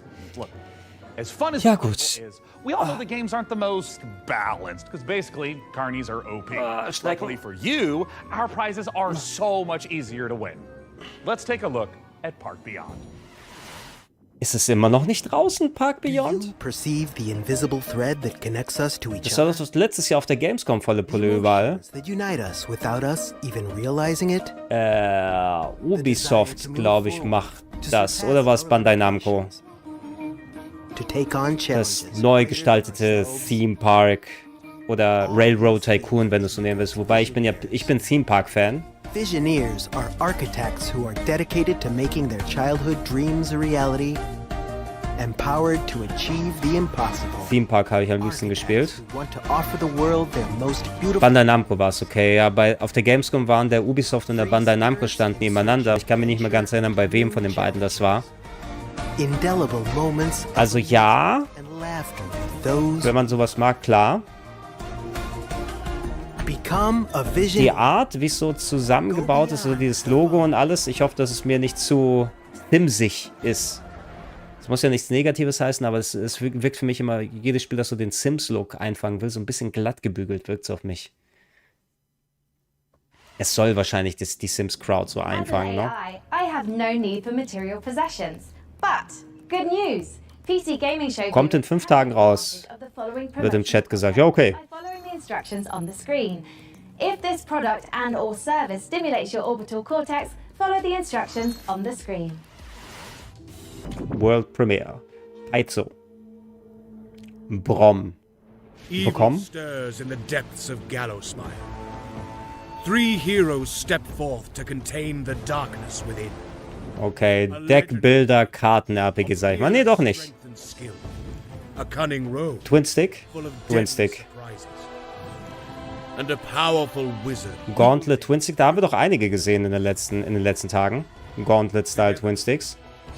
Nicht zuletzt jetzt auf der Microsoft PK, also auf dem Stream, das 33 Schieß mich tot mit den 33 Leuten gleichzeitig. Aber haben wir doch... Ah nee, oder sind das Karten? Bekommen heißt das wohl, wenn wir nach dem Logo unten links gehen. Oder ist das der Entwickler? Nee, Pathfinder, Gallowspire Survivors. Bekommen ist dann der Entwickler. Das heißt tatsächlich bekommen. World Premiere. Komm, gib mir ein Gregor-Spiel. Also eins, das ich geil finde. Jetzt. All New Fighting Game Saga. Diesel Legacy. Okay. Leider sieht die Grafik nicht geil aus für mich, aber ein Beat'em Up finde ich geil. Vielleicht sieht die Grafik doch besser aus, als ich denke. Down, but not out. Local and online. Gegen Beat'em Ups beschwere ich mich nicht. Real Match. Worldwide Rollback Netway. Mit Rollback Netcode. Alles klar. Oh, da stehen sogar die Frames und... Determine the fate of the Iron City. Nicht schlecht, Leute, nicht schlecht. Danke, dass ihr mal auf mich gehört habt. Elminage Origin? Was ist das? Nee, doch nicht. Der Arme sah aus wie mal Elminage. Play the beta now on Steam. Okay. It's time we honor an overlooked hero. The noble delivery cyclist, powering the gig economy with their calves. Now, you might ask, hey Sean, are you just feeling a little guilty because you gave your credit card details to the AI assistant and now someone has to deliver the 57 parcels you ordered before you noticed? In short, yes. But if this next exclusive... Das ist ein Galaga-Automat, den er an der Seite hat. Wahrscheinlich von Arcade One-Up. Fine nation, gosh dang it. Let's take a look at Parcel Core. Wobei, kommt wahrscheinlich eher alles, das ganze Büro aus dem Computer, ne? World Premiere. Ich sag mal jetzt kein Gregor-Spiel. Oh, nee, vielleicht doch. Vielleicht doch ein Gregor-Spiel. Hello, Inquisitive Viewer. Mach dein Bein runter. And that was an example of a micro teaser. You see, when you're shilling on behalf of an obscure video game developer like Billy Goat Entertainment, you have a finite amount of time to explain why discerning intellectual players, such as yourself, should be excited about being thrust into the exciting, high-octane world of Parcel Core. That's right, escape the mundanity of daily life and slip into the spandex of one of our many... Okay, also Fahrradkurier, Sandbox Fahrradkurier Game. And forget the security, stable salary and basic workplace rights less cool jobs offer as you race through town, weaving through alleys, defying gravity as you ride leap from rooftops, startle pigeons. Oh, mit Grinds und alles. Career in video game development, except without all the cool traversals. Der Trailer jetzt hier, der Firmenchef, wo er sagt, ja, ich kann von keinem fragen, sich hier diese enge Hose da anzuziehen, deshalb mache ich das selber. Dann können meine Mitarbeiter sehen, dass ich als Chef mich auch opfere und bereit bin, den Idioten zu machen. But be warned, a maniacal scheme is afoot that threatens more than just the business model our protagonist. Es wirkt ein bisschen wie ein... So it's up to you. Passiert dir doch nicht die Beine. Bicycle courier. Vor der Kamera. Foot long, grilled chicken, cheese and chorizo melt and... Erinnert mich an ein Jet-Set-Radio mit Fahrrad... Oh Gott, hat er reingebissen. Mit Fahrradkurier. Ja, das Spiel sieht cool aus. Das Spiel sieht cool aus. Oh, ein Schweineken.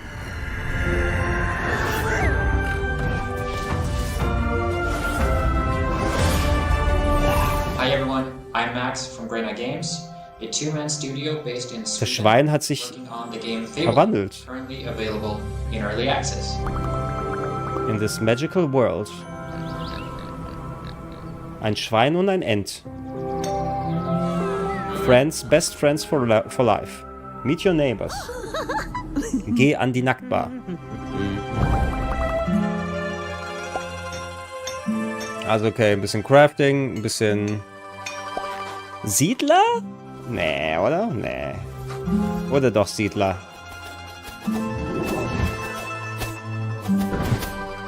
Schweincraft, ja. Welcome to Fabledom. Fabeldom. Sorry about the pigs. Aber Update, also ist es schon raus? Okay, Game Pass einfach. Hello, micro friends. Check dann einfach den Stream zur Xbox-Konferenz aus.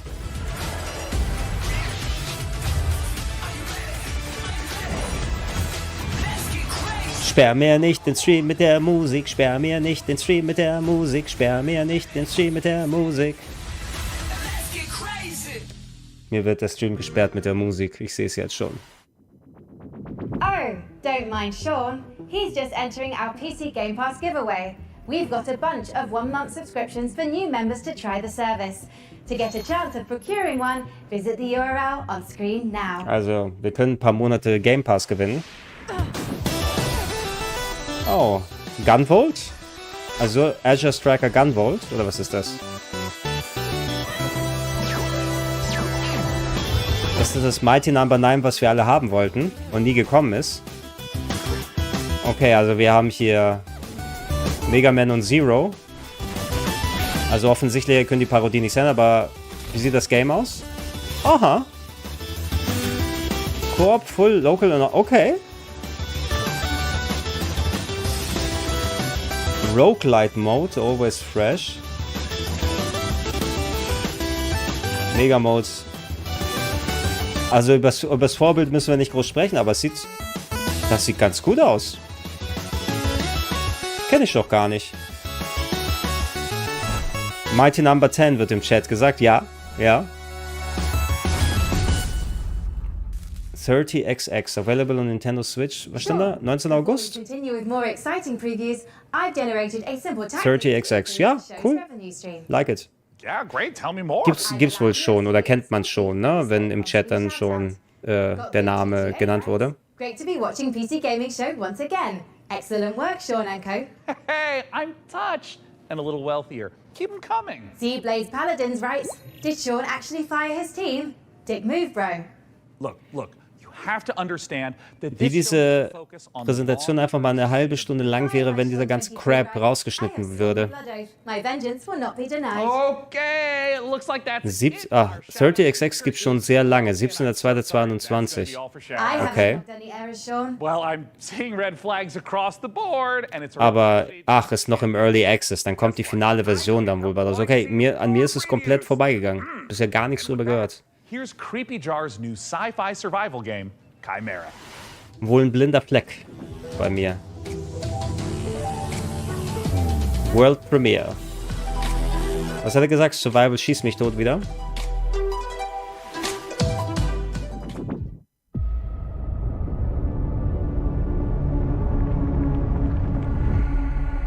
Creepy Jar. Co-op, Survival, Battle, Alien, World. Schieß mich tot.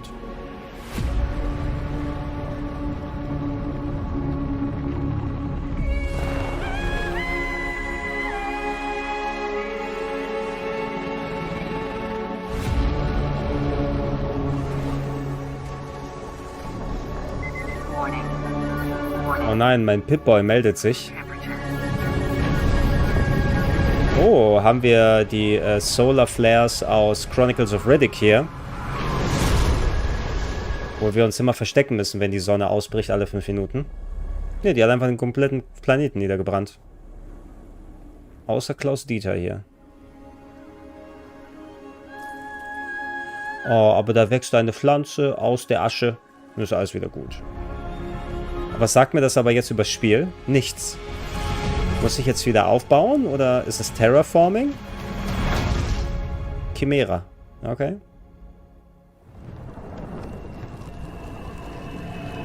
Sehr nichtssagend, der Trailer. Kommen dann Chimären aus dem Boden, wie wir rechts da sehen, und müssen wir die dann bekämpfen? Oder sind die Menschen zu einer Chimäre mutiert? I don't know.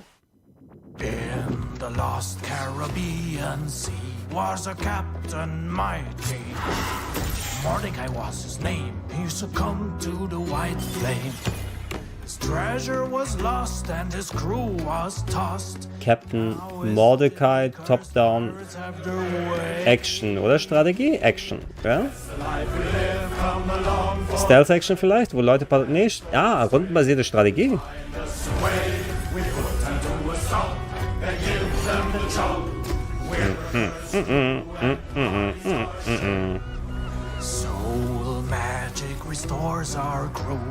Ich glaube, ich muss immer noch verwenden, dass Monkey Island jetzt bei Sea of Thieves ist und wahrscheinlich so nichts für mich ist, weil ich mit Sea of Thieves nicht anfangen kann.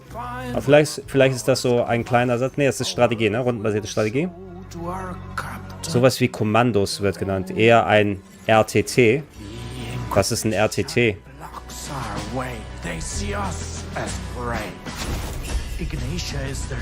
Ich kenne nur RTS und TBS. Real-Time Strategy, Turn-Based Strategy. Also ein RTS. Real-Time Tactic. Was ist der Unterschied zwischen Taktik und Strategie?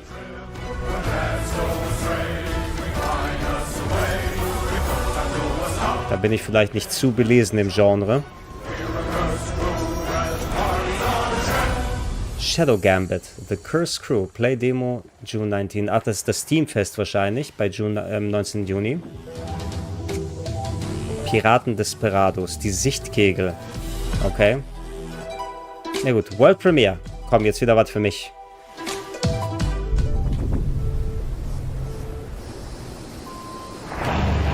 Moon Buggy Racing?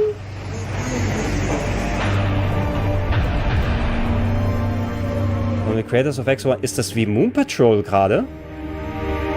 Brutally realistic. Okay, dann ist es kein Moon Patrol. Aber so ein Moon Patrol in 3D.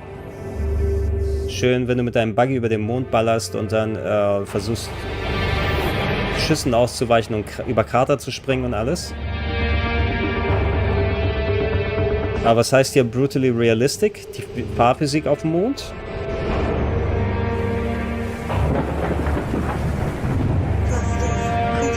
Ja, es sieht null realistisch aus. Da bin ich bei euch. Schreiben es ein paar Leute im Chat. Vielleicht meint ihr damit wie die Physik. Exo Rally Championship. Ja, das würde ich mir angucken. Exo Rally Championship might be racing its way across the stars, but it's already raced its way into my heart. Anyways, if you're not aware, I've got something of a history with the real-time script. Laber mal nicht. And funnily enough, at labs like DeepMind, those same RTS games just so happen to be a valuable testing ground for world-leading AI research. Curious. Can it be just a coincidence, then, that I'd end up the kind of man to name himself an AI visionary? I mean, probably. But what's no coincidence is my excitement for the eagerly anticipated RTS Jetzt mit hier auch so ein Sandwich. StarCraft devs at Frost Giant Studios. It's Stormgate, and today we don't. Oh, das hatten wir schon gesehen, ne?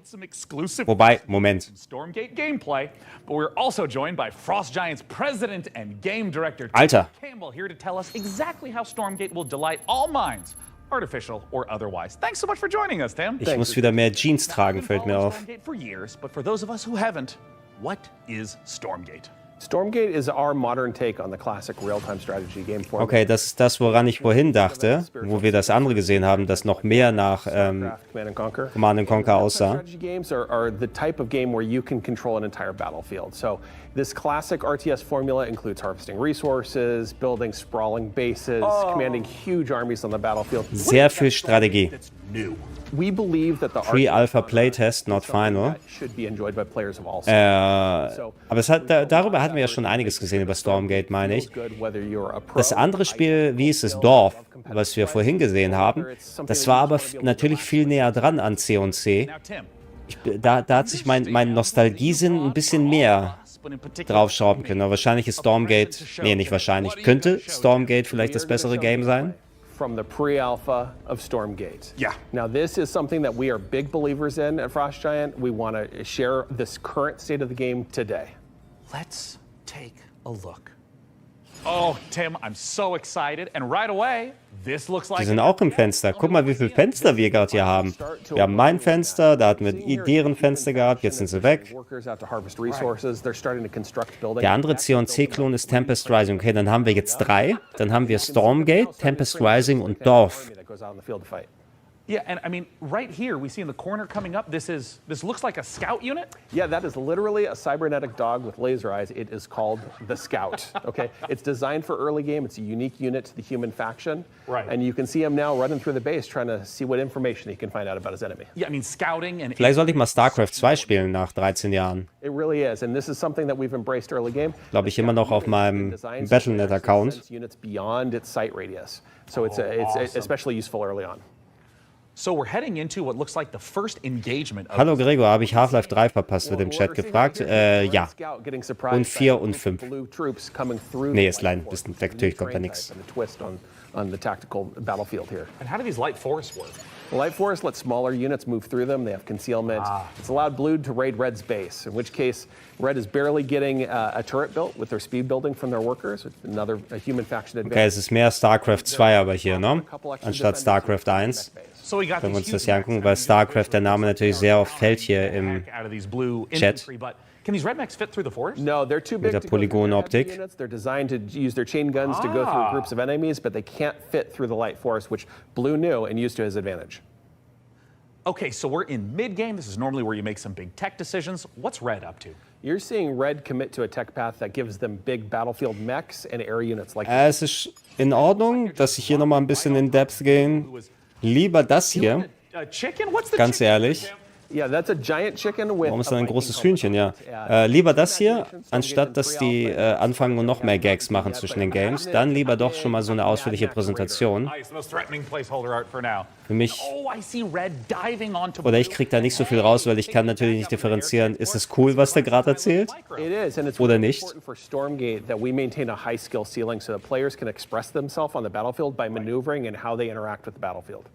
And here we have the final fight of the game, and it looks like Blue is coming up against those mechs. Red is trapped on Red versus Blue?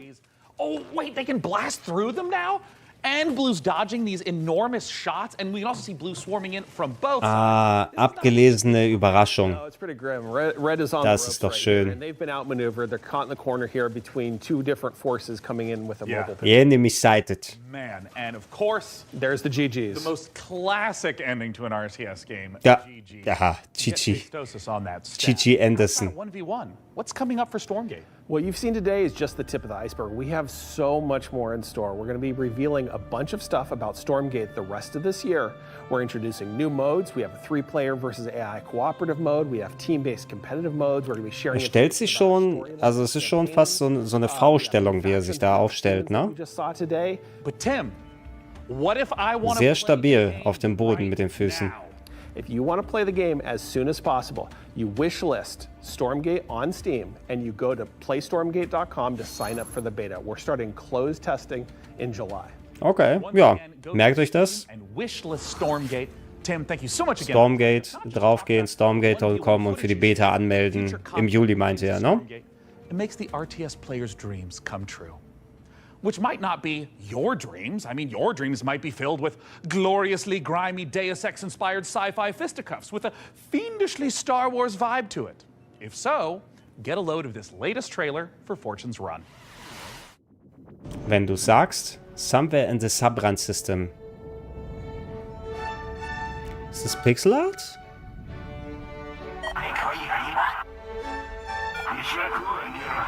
Oder zumindest Low-Poly-Texturen, ne? Oh, die Undock-Sequenz von Elite. Ja, und wir hören ja auch hier die Musik. Das ist doch die Musik von Elite dann gewesen, die sie gespielt haben, ne? Explosion.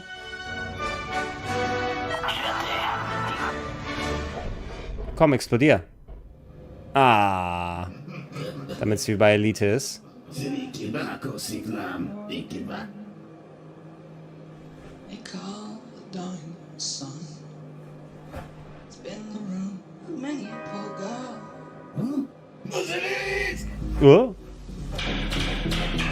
Okay. Wie spielt sich das denn?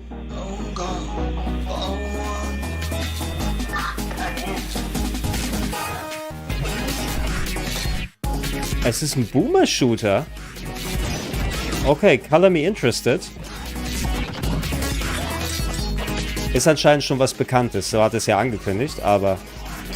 Okay.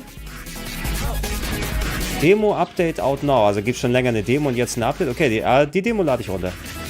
Early Access, 1. September. Fortune's Run. Okay, muss ich mir merken. Das sieht cool aus. I like this. Men, you are about to embark upon the great crusade towards which we have striven these many months. Exakt die gleiche Szene, jetzt nur mit Zweiter Weltkriegspiloten. Loving people everywhere march with you. I have full confidence in your courage, devotion to duty, and skill in battle.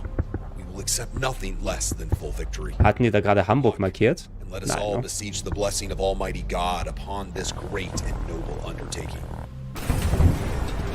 Oh nein, wir müssen runterspringen.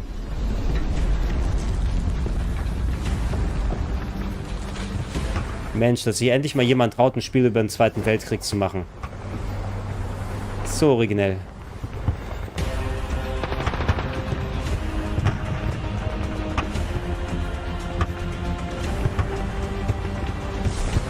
Ich guck mal aus dem Fenster, ob die hier gelandet sind gerade. Nee, nicht ganz.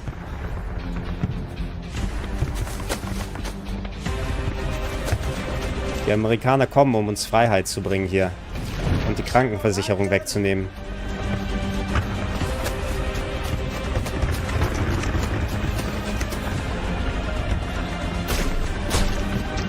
Aber wie spielt sich das jetzt? Einfach auch wieder nur ein Ego-Shooter. Keep moving! We've taken a German opening! Auch sehr nichtssagend. Stellung halten! Kein Schritt zurück! Hat der gerade Deutsch gesprochen? Ich wollte doch gerade nur einen Schluck nehmen.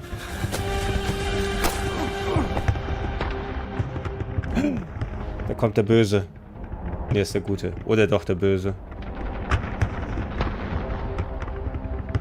Wollen Sie meine Handgranate? Schön mit der Haube hier. Hell to lose. Join the fight today. Available das Update. Also gibt's das schon. Okay. Was ist hier passiert? Okay, Multiplayer, Battle Royale, Anime. Schieß mich tot. Atomic Picnic. Einen längeren Trailer gab's nicht, oder wie? Was ist hier los? Was ist das? Game of the Galaxy. Jorel's Brother. Okay, was ist das? Okay, was ist das? Kann ich das auch spielen? Noch ein Boomer-Shooter? Das sieht ja richtig gut aus. Warum lasst ihr für die Spiele so wenig Zeit? Oh, den Font habe ich auch. Die Schriftart. Gaucho und The Grassland. Jetzt ich weiß auch nicht, was das für ein Spiel ist. Revival Colonization. 4x Strategy. Das sind mir leider 3x zu viel. Für meine limitierte Denkleistung.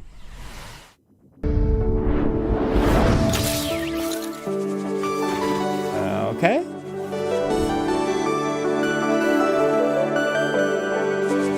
Pixel-Art Dorfromantik mit, nee, Novalands, gemischt mit Metroidvania. Nein, keine Ahnung. No need for material possessions. But, good news! PC Gaming Show viewers can take advantage of the following promotional contest by following the instructions on the screen. If this product and/or service stimulates your orbital cortex, follow the instructions. Ja, das Kame schreibt im Chat, gut, dass die Moderatoren so viel Zeit bekamen. Genau, es bleibt ja für die Trailer kaum Zeit, wenn man so coole Gags hat wie hier. It's just a shame our viewers at home can't get their hands on some of that bleeding edge hardware. Your concerns are both unnecessary and convenient, Sean. As the long-term vanguard of gaming, Alienware continues to offer high-end PC hardware. Considering their extraterrestrial origins, it comes as no surprise. Look, I don't know how to tell you this, Frankie, but they're not actually made by aliens. Websites in my training model contain compelling evidence to the contrary, Sean. The truth is out there. Great. But let's do some truth-telling of our own and hear what Alienware is offering the folks at home. Ah, Werbung für Computer. Okay. Wie auch immer. Habt ihr noch eine Frage oder so? Jetzt, wenn Laptops verkauft werden? Mensch, du hast so eine Performance mit Alienware. Unglaublich. Literally everything I do is powered by Alienware and it just makes me so happy. Ja, auch dein Bankkonto wahrscheinlich. Okay, also so die Meinung ein bisschen gemischt. Wird heute GTA 6 angekündigt? Nein. Will ich schon mal sagen. Wie viele Spiele wirst du davon nicht spielen? Also ich werde einige Spiele spielen, die wir hier gesehen haben, aber den Großteil wahrscheinlich nicht. Gregor, schaust du um 3 Uhr das David Grusch-Interview? Ich weiß nicht, wer das ist. Und nein, ich gehe schön schlafen, nachdem jetzt hier der Stream durch ist. Wahrscheinlich um Mitternacht. Wann starten deine Streams morgen? 19 Uhr, also kurz vor 19 Uhr, weil 19 Uhr geht der Ubisoft. Die Ubisoft Forward geht los, also gegen 19 Uhr. Und kurz vor Mitternacht geht es dann los mit dem Capcom Showcase. Falls jetzt die FF16-Demo tatsächlich rauskommt, jetzt noch über Nacht, gucke ich, ob ich die vielleicht morgen früh nochmal spielen kann für euch. Das will ich nochmal dazu packen. Falls die jetzt tatsächlich kommen, aber ich werde jetzt nicht in der Nacht noch die Demo spielen, falls die jetzt kommen sollte. Und ich schätze mal, ich habe hier schon die Gelegenheit gehabt, häufiger FF16 auf den Events zu spielen. Neues Vampire Survivor Add-on. Wird es jetzt nichts sein, denke ich mal, was komplett neu für mich ist. Ja, Vampire Survivor müsst ihr auch mal spielen, ne? Cosmic Finger.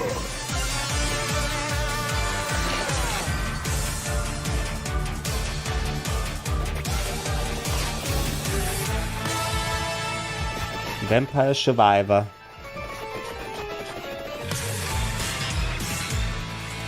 Update 1.5 Update gibt's morgen. Ist immer noch Game Pass, ne? We are only a couple months Oh, Baldur's Gate 3, endlich mal was Vernünftiges. I literally cannot tell you how excited I am to try out some of the character builds I've got going on up here. I'm thinking of running like a mage tank kind of vibe. And wait, Frank, can you generate? Ist er nicht RTS-Fan, der Kommentator? Like, look, I want to be Jetzt mag er auch RPGs. fully Gandalf out with like a staff and like blasting spells like that. Can you like give me a sample piece of art? One moment. Here you are, Sean. Zeig doch mehr vom Spiel. Oh dear God. This was generated in seconds, while a professional artist's work would take hours, if not days. Yes, that is true. It's hard to tell this wasn't the work of a... Er mag das, was verlangt wird, wird im Chat gesagt. Ja, wahrscheinlich so. Gebt mir eine Liste vor dem Dreh, was mag ich und was mag ich nicht. Müsst ihr mir alles sagen, bitte. Der Kommentator war StarCraft 2 Pro. Okay, das ist klar, das ist Strategie. Ich musste leicht schmunzeln. Was war das jetzt? War einfach nur ein Teaser für Baldur's Gate 3. Wie war das jetzt, Leute? Early Access ist doch schon länger, oder? Incredibly hard to make in RPGs because you have to make sure that every single nook and Sting? cranny has something to do. Nein, Sven. Make sure that it's different, so you have to be incredibly creative. Given that the name of the game is Baldur's Gate, the city was really going to be the thing that people were going to be talking about. The city of Beta ist seit 2 Jahren. Ja, ich meine ja, es ist schon ein bisschen länger draußen. It originally wasn't. You only can judge the game when you have all the components together, and if the mix doesn't work, we start. Full Release kommt im August. Ja. Ich werde es auch erst zum Full Release spielen. That was a very interesting day. One of the things that's done is it's brought a level of believability and immersion and also complexity that wouldn't have been there otherwise. Now it was this seamless, giant organism. And it really, really felt good. It's been able to look out of a window and see down the city. Vielleicht spielst du auf der Xbox. Kommt doch für die Xbox auch, ne? One of my teammates might be down there. They might be running around down there. Spielst du Koop oder alleine? Ich spiele alleine, As a natürlich. painting almost. You start with a sketch, a very basic Ich line, möchte keinen dabei haben. adding layers and layers. We can put lots more of the city onto the screen than they could in 1998. Expert Writer. Lauren Schick. Do something that is Schon ein paar schicke Scripts geschrieben. War das ein Beholder? It feels like you are walking around a place where there are lots and lots of people living their actual lives. You have crowds that are walking around. Hatte Baldur's Gate, hatte das die D&D-Lizenz? Oder war das sein eigenes Ding? person that you meet in Baldur's Gate has got a story to them. Weiß gar nicht mehr. Schon so lange her, ey. Ein Kakodämon ist das, okay. Wobei, nee. Der ist doch aus, Kakodämon ist doch aus Doom. Ja, hat die Lizenz. Okay, gut. We actually built Dann ist ein Beholder. all these characters that you've met through all these situations that you've been through. All the stories that you have been following and all the decisions that you've been making, they all... Okay, es wird auch ergänzt, D&D mit eigenen Regeln. Ja, irgendwie sowas sollte es. Oder wird es auch wahrscheinlich sein. Another bad thing that's happening to the city. You can arrive and be like, this Wie place. ist eigentlich der Film Dungeons & Dragons? Ich fand ihn sehr gut. Weil die Frage gerade im Chat aufkam. Tatsächlich der Humor hier und da, also fand ich eigentlich durchweg nett zum Angucken. Und hatte teilweise ein paar richtig lustige Szenen, fand ich. Muss mal gucken, je nachdem, weil es ist keine komplette, jede Sekunde eine Gag oder ein Gag und ein lustiger Spruch oder so eine Parodie, aber durchweg eben alles so ein bisschen lustiger und lockerer gemacht. Alles gute Schauspieler drin, sogar eine durchaus herzergreifende Story. Film kann ich empfehlen. Baldur's Gate 3 wird natürlich in eine andere Richtung gehen hier. Denke ich mal nicht nur Comedy dann wohl machen. Kann man sich auf Fable, der Trailer zu Fable hat mich tatsächlich mehr an den D&D-Film erinnert. Classic RPG series out of a 2-decade retirement when Baldur's Gate 3 finally releases on August 31st. Up next, we're forging ahead with more fantasy as flame-headed fighters face ferocious foes in a co-op action roguelike. Ember Knight, Co-op Action Roguelike. Algorithmic terrors. I feel like there's a lot of that going on around here lately. Anyways, here's the latest trailer for Ember Knights. Das hatten wir schon mal gesehen, ne? Ja, das kommt mir doch ein bisschen vertraut vor. I had already heard of this. Das sieht nicht schlecht aus, aber wieder Fokus auf Koop. Auch so ein bisschen Action und Twin-Stick kann ja gerne mal wieder sein.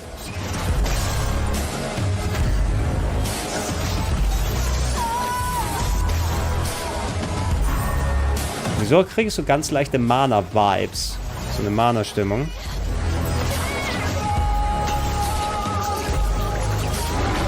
Das sieht nett aus. Das sieht eigentlich ganz nett aus. Hades und Dead Cells werden erwähnt hier. Dead Cells Junior. Ja, Hades könnte man vielleicht ein bisschen... Wobei, du musst ja mal gucken, wie groß die Roguelike-Komponente ist bei solchen Spielen. Weil Hades macht ja auch Roguelike viel aus. 1.0 ab 18. Juli. Bisher sehr positive Reviews. World Premiere.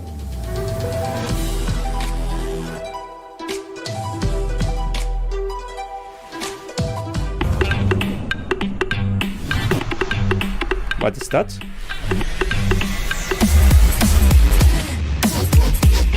Okay, noch ein Weltraum-Buggy-Spiel. Wobei craftet ein Buggy jetzt.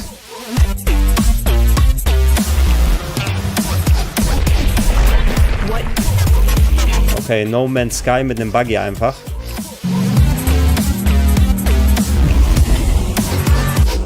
Aber funky Mucke.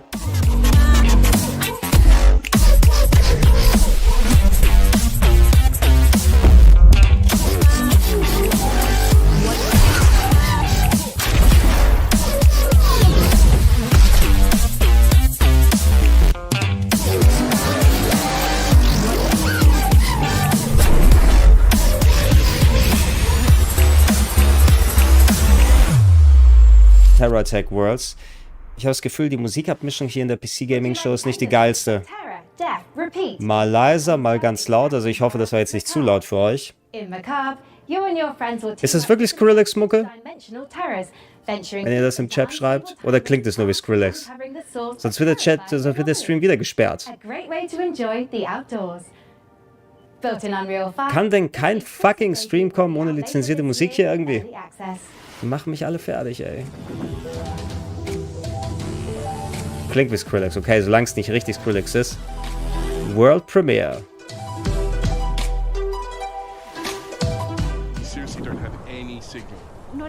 Guck mal, hier wieder wesentlich leiser alles. Stealth Extraction Horror.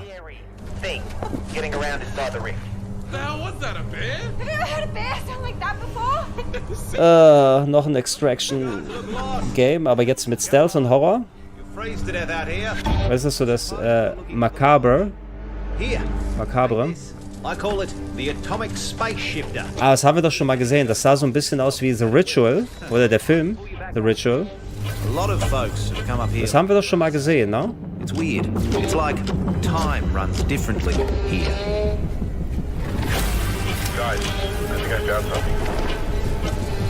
Ich meine, nee, wir haben das noch nicht gesehen. Das ist ja World Premiere, ja. Aber wir haben doch was Ähnliches schon mal gesehen vor ein paar Monaten. Oder vielleicht letztes Jahr sogar. Guck mal, das Karma sagt auch hier im Chat, Macabre, das kenne ich aber. Wie kann das World Premiere sein? Vielleicht ist die World Premiere, dass es den neuen Trailer gibt. Oder dass jetzt eine neue Version vorgestellt wird. Aber für mich wäre das dann auch keine World Premiere, wenn wir den Titel schon kennen. Das haben wir in diesem Horror-Stream gesehen. Ja, meine ich ja. Ne? Da hat es ja diese Horror-Direct gegeben oder so. Diese Indie-Horror-Streaming-Show. Die ultra lang war übrigens.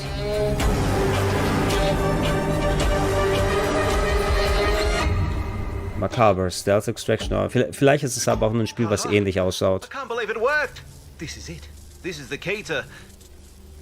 Ah, you're alive. Ready to go back in? Demo dropping soon. Okay, ausprobieren kann man es ja. World Premiere. Ich trinke ein Bier. Zur World Premiere. Nee, ich trinke gar kein Bier. Gar keins hier. Für die World Premiere. We thought we had billions of years. But before our sun died. We were wrong. Was ist das? Das Three-Body-Problem? Oder wie das hieß? Thousands of us answered the call, rallying to save those we can. Every one of our our ships a ray of hope. Captain, it is up to you to find us a new home, so we can plant the future seeds of humankind. Okay, die Flucht der Menschen als Kartenabgeber, aber wir fliegen hier nicht mit dem Planeten selbst, ne, oder?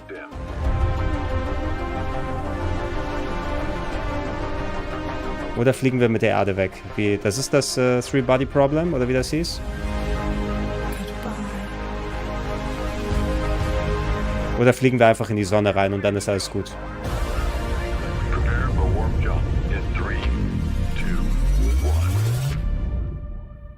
Den Stil fand ich nicht schlecht, aber ich weiß nicht, was für ein Game das ist. Wir sehen gleich nur einen Titel. Earthless.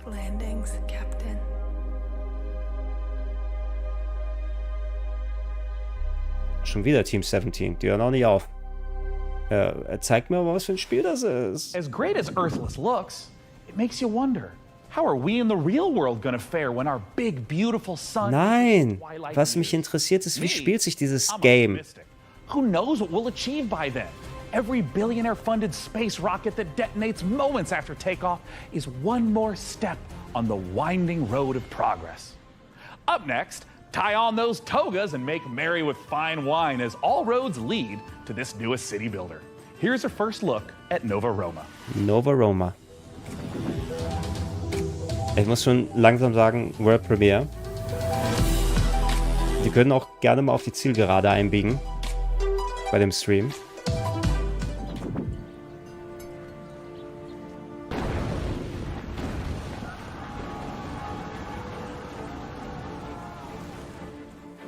Okay, Kingdoms and Castles. Was geht, was geht? Wir bauen. Wir bauen an. Und dann bauen wir noch ein bisschen mehr. Wir stauen. Mit dem Staudamm. Wir bauen an und dann stauen wir. Okay. Weiß nicht, was man dazu mehr sagen kann jetzt hier, außer... Okay. Wir bauen Rom. Mit dem Kolosseum. Oh, und da, Nero hat es abgebrannt. Und alle wollen Toastbrot haben.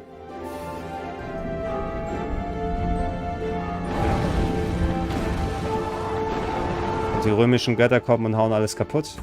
Die eh nur geklaut sind von den richtigen Göttern. Diese klauenden Römer. All unsere Gottheiten einfach gestohlen. Inklusive Streitwagenrennen.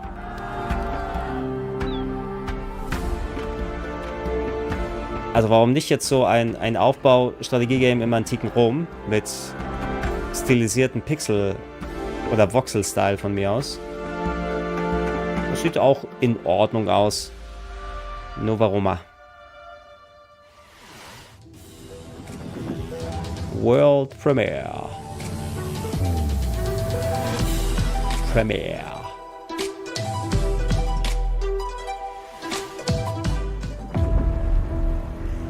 An epic survival strategy game. Oh.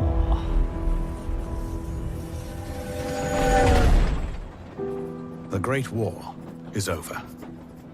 All we want is to return home. Schreib. Ashborn Games. THQ Nordic. To the newborn Czechoslovakia we fought for. Okay, wir fahren in die Tschechoslowakei. And sisters. Schön Aufwand beim Trailer. Ne, also... Oder gehört ein Film dazu? Ne, der ist ja schön aufwendig gemacht. None of us thought this part of the journey would be the most difficult. Ist das eine Filmlizenz oder was ist das? Nein, die haben Leute für einen Trailer hier gecastet. Across the endless snowfields of Siberia. Okay, Kommandos ist es aber dann doch eher, oder? So Kommando-Style in Sibirien. Manage your training crew. Oh, mit dem Zug. Also wie Metro... Das letzte Metro, wo du auf dem Zug gewesen bist, aber als Strategiespiel. Das ist schon ein sehr großer Aufwand im Trailer hier. Erstaunt mich. Die müssen ja ordentlich was drauf setzen. This is our last chance. Metro Exodus war das mit dem Zug, ne? Also mit dem Zug durch Sibirien und dann Kommando-Style-Missionen erledigen. Ja, why not?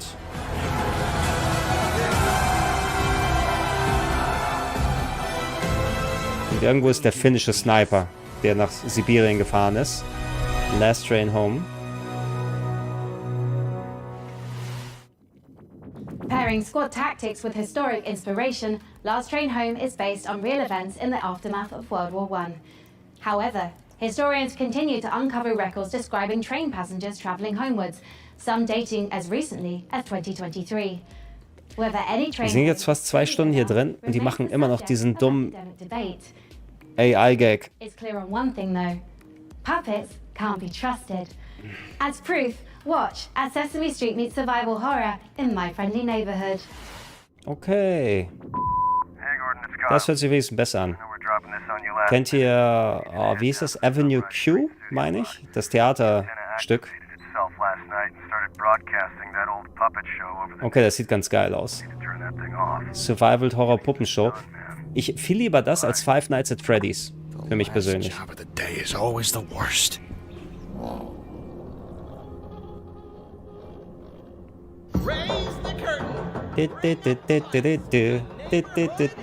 Schön mit dem Messer. Oh, das ist schon ganz geil. Aber sie sehen mehr nach Avenue Q aus, die Figuren, anstatt nach Sesamstraße.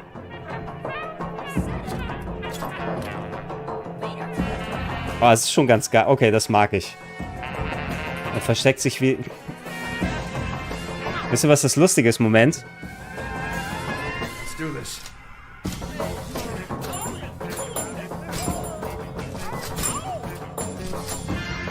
Oh Mann, das ist ja ein Spiel für mich. Richtig für mich so. Oh Mann.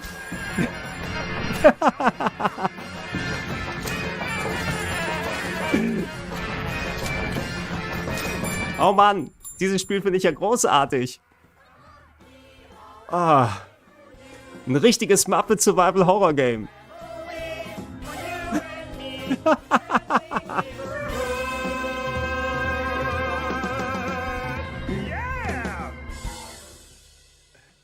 Habt ihr nicht ein Muppet von euch immer griffbereit?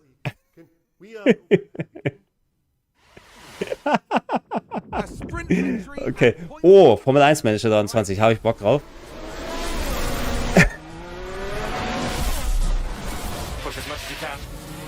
Ey, der Trailer war perfekt dafür, oder? Habt ihr Okay, Hülkenberg, Logan Sargent hatten wir hier. Ich habe letztes Jahr den Manager verpasst. Ich möchte den 23er gerne mal probieren. Es hat sich angeboten. Ich habe hier meinen eigenen Muppets und ich habe ihn tatsächlich hier bei mir nebendran am Fenster stehen. Da hat es sich hier angeboten.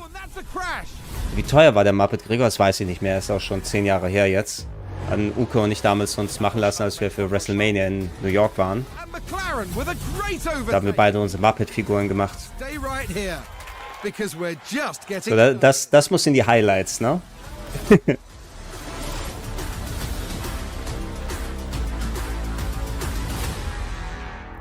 Toto Wolf, Christian Horner. Hey Frank AI, how are the metrics looking? Alle dabei. We're attracting considerable viewership, Sean. However, I've identified a simple programming adjustment to target underrepresented segments of our audience demographic. Shall I execute it? Well, hell yeah, let's do it.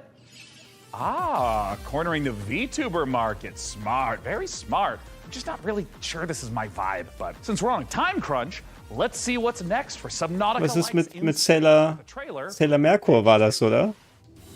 Was ist mit ihr passiert? Warum ist sie ein Bunny Girl?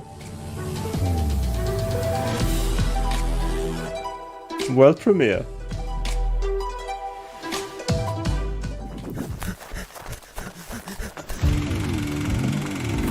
Ach, guck mal, noch mehr Crafting.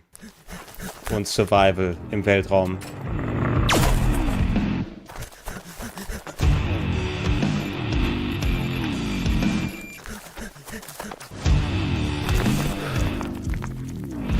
Aber das Muppeting ist bisher mein Highlight von dem Stream hier.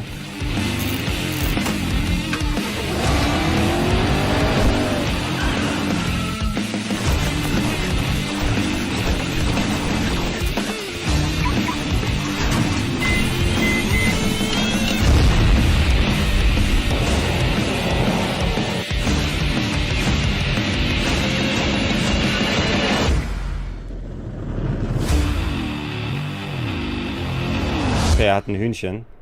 Breath Edge 2. This does nothing for me. Lazy Bear Games. Oh, was geht hier? Harvest Moon. Oder ein bisschen Stardew Valley. Ja, ne? Stardew Valley Style. Oder dann doch mehr Animal Crossing gekreuzt mit Stardew Valley und Survival Horror. Was sind denn das für Blitze hier? Missing Children? What?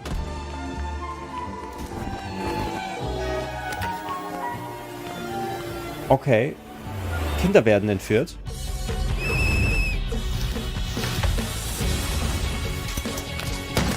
Einen rundenbasierten Eldritch Up.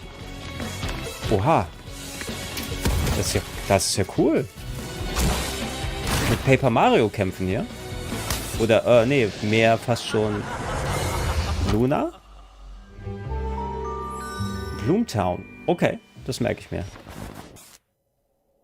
Man, there are so many great video games in this year's show. Frank AI, what do we know about sand? Sand is a fine granular substance composed of mineral particles. It is finer than gravel, but coarser than silt. Yes. But it's also a brand new survival game set in an alternate history where Austro-Hungarian soldiers smuggle space salvage across alien deserts. Muss das letzte Spiel sein? Would you like to hear more about sand types? Oh, no need. I'm about to know plenty. Let's take a look. Also wir hatten doch schon gute Sachen mit Sand. Sandland kommt auf das Spiel. World Premiere.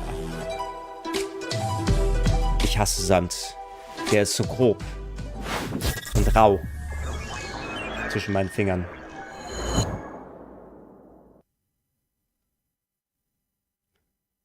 Proudly made in Ukraine. Sehr schön.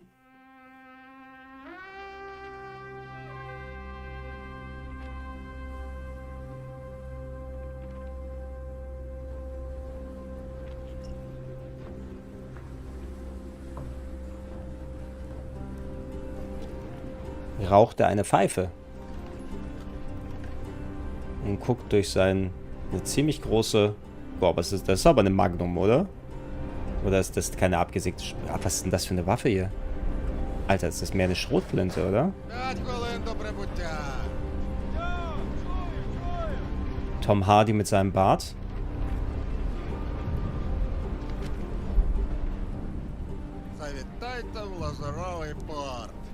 У нас найкращі пляжі, готелі та ресторани. Файно! Замовлю собі багатсько м'яса та пива. А ви що, хлопці? Ну, раз ми ліпші, то попали себе шампанським і морським оленем. А ти ж, Петро? А я, як завжди, маленьку банушу. Fliegen die gerade oder ist es ein Zug? Das ist ein Zug, ne? Oder ein Schiff? Nee, eine riesige Krabbe. Hätte ich jetzt nicht gedacht. Jetzt geht das in den Horizont und da steht gleich Sand. Da.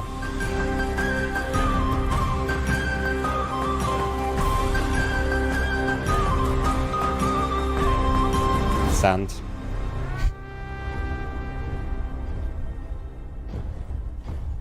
Leider auch kein Gameplay. Ja gut, das war's. Bin ich endlich erlöst? We have reached the end of this year's show, and we're saving something very exciting for the end.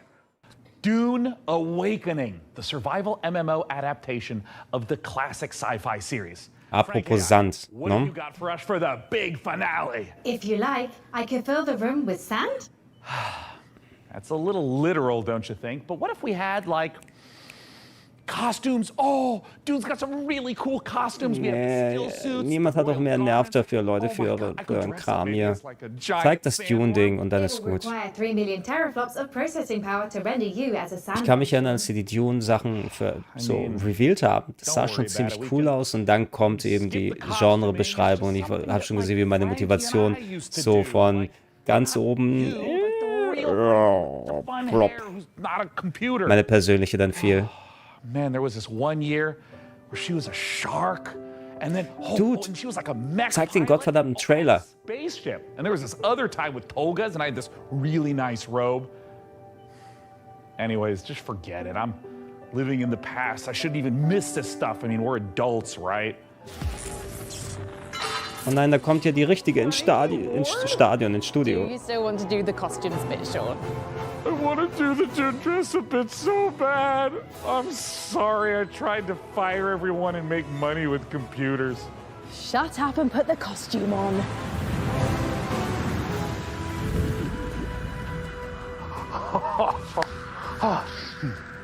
Frankie, would you do the honors? Gladly. Immerhin, wir haben nochmal Glück gehabt. Ich dachte schon, er fängt an und zieht sich an wie Sting aus dem 84er Dune. Nur in der Unterbuchs. Mit dem Messer. Nochmal Glück gehabt, dass er Baron Harkonnen war, glaube ich, hier, oder? Boah.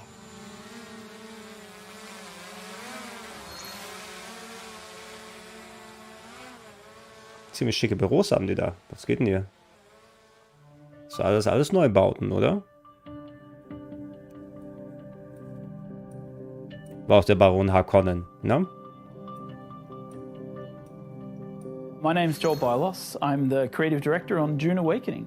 So Dune Awakening is a survival, open world, massively multiplayer game. It is a game where players are invited to explore the world of Dune. They involve themselves in politics, they involve themselves in intrigue, they involve themselves in combat. They have to survive on the most dangerous planet in the universe.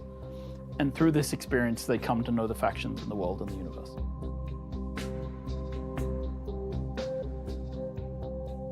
So when Dune Awakening begins, Man ist schon mal so, oh, Amaterasu auf dem Tisch, oder? Wenn ihr gleich hoffentlich ein bisschen Gameplay oder so sehen und alles.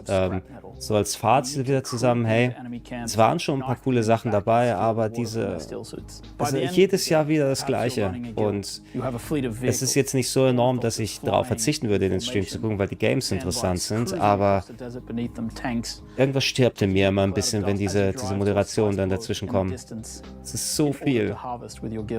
and you see in the distance another guild coming towards you, and just as you clash, you hear the rumble of a sandworm coming. Aber ich würde gerne ein bisschen richtig Bewegtbild noch mehr sehen, ne? Also zeig mal, wie der Kampf funktioniert und alles. I'm the game director on Dune Awakening. You start out in the desert, surviving, clinging to life, and in the end, you might become someone like the Baron Harkonnen, and then you try to cling to power. Arrakis is the most dangerous planet in the universe. Surviving on Arrakis means that you need to prepare for sandstorms, you need to find water, it's a constant threat against Also es ergibt ja Sinn, dass du da ein Survival-Game draus machst. Von mir aus auch ein Survival-MMO. Das hat ja durchaus seine Existenzberechtigung auf Arrakis. Was gibt es Alternativmöglichkeiten für Genres? Wir hatten Strategiespiele ja gekriegt in den 90ern. Ich kenne das noch vom Mega-CD oder Dune 2. Natürlich habe ich hier noch fürs Mega Drive da hinten in meinem Regal. Also den Erfinder von RTS, sagen wir mal, in dem modernen Sinne. Aber könnte das ein Action-Adventure sein oder Sandwurm, Racing? Ich weiß ja auch nicht, was du sonst dann vernünftig für ein Genre mit dem Universum machen kannst. Then there's infinite exploration.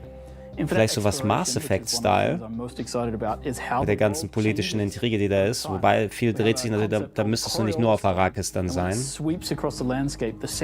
Pod-Racing, oh ja, also Pod-Racing und dann an den Sandwürmern vorbei. Then we have Combined Arms. Combined Arms is our das Dune Grafik-Adventure wird erwähnt. Welches war denn das? Was war das Grafik-Adventure? Aber es war aber später gekommen, oder? War das nicht so ein Polygon-Ding? Oder denke ich da an was Falsches? Ja, weil es im Chat hier jetzt auch nochmal so erwähnt wird, so richtig durchpoliert scheint die Optik jetzt noch nicht zu sein. Ne? Es soll ja immer noch ein MMO sein, also kann man jetzt nicht erwarten, dass du da so einen Quadruple-A-Look oder so hast, aber es wirkt noch ein bisschen schlicht. 91? Habe ich nicht im Blick. Wahrscheinlich auf dem Amiga oder so, ne? We think of them as survive, protect, expand, control. The survive part means that you're up against the planet itself. Okay, die schreiben hier selber nochmal Alpha-Footage, also das muss noch ein paar Mal poliert werden, habe ich den Eindruck. You gather some stuff, you might have a base, But you also want to make sure that nobody else comes to take it away from you. So you try to build defenses and make sure that your base Ich bin zu müde. clear. Then in the expand phase, you lift your gaze and you look around and you see that others have stuff as well. Es dauert schon über 2 Stunden. Interessant. Then in the control phase, you may find yourself being a part of a guild or even the leader of a guild. Then the goal is to control the flow of spies on Arrakis. However, you're never safe. There's always someone lurking around the corner. Can you really Also das, was er ausführt, spricht eher für PvP, oder? Wenn es um den Kampf, um den Flow des Spies geht, das Gewürz in der deutschen Fassung.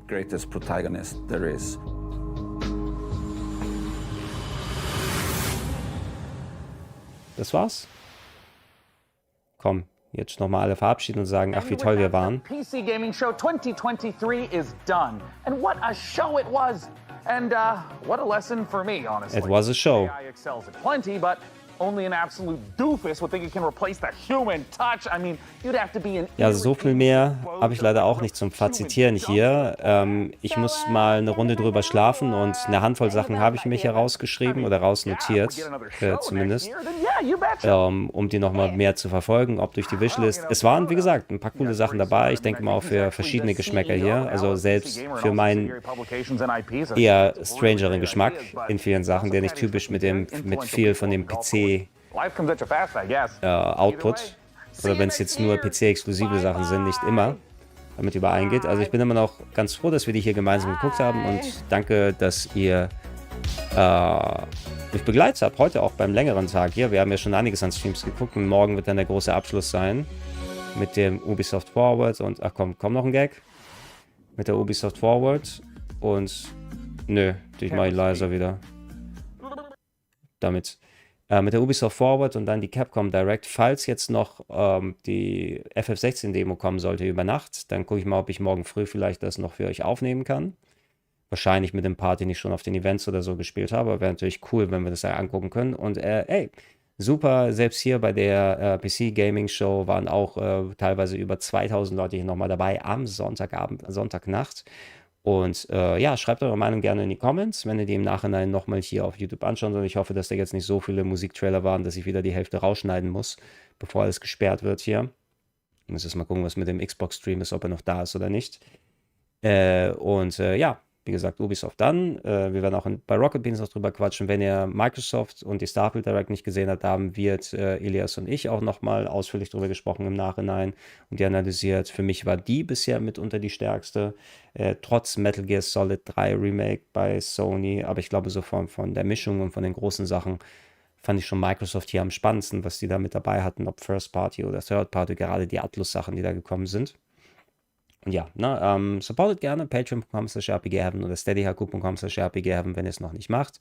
Wenn ihr schon macht, sage ich extra danke. Checkt gerne auch plauschangriff.de aus für Podcast-Versionen, jetzt nicht von Sachen wie den hier, aber von anderen. Und ansonsten bleibt hier auf rpgheaven.de. 19. Juni ist das 25-jährige Jubiläum und ich habe ja auch noch mein Unboxing der 100.000 Abo-Plakette vor mir, die vor ein paar Tagen angekommen ist. Ich bin gespannt, ich freue mich.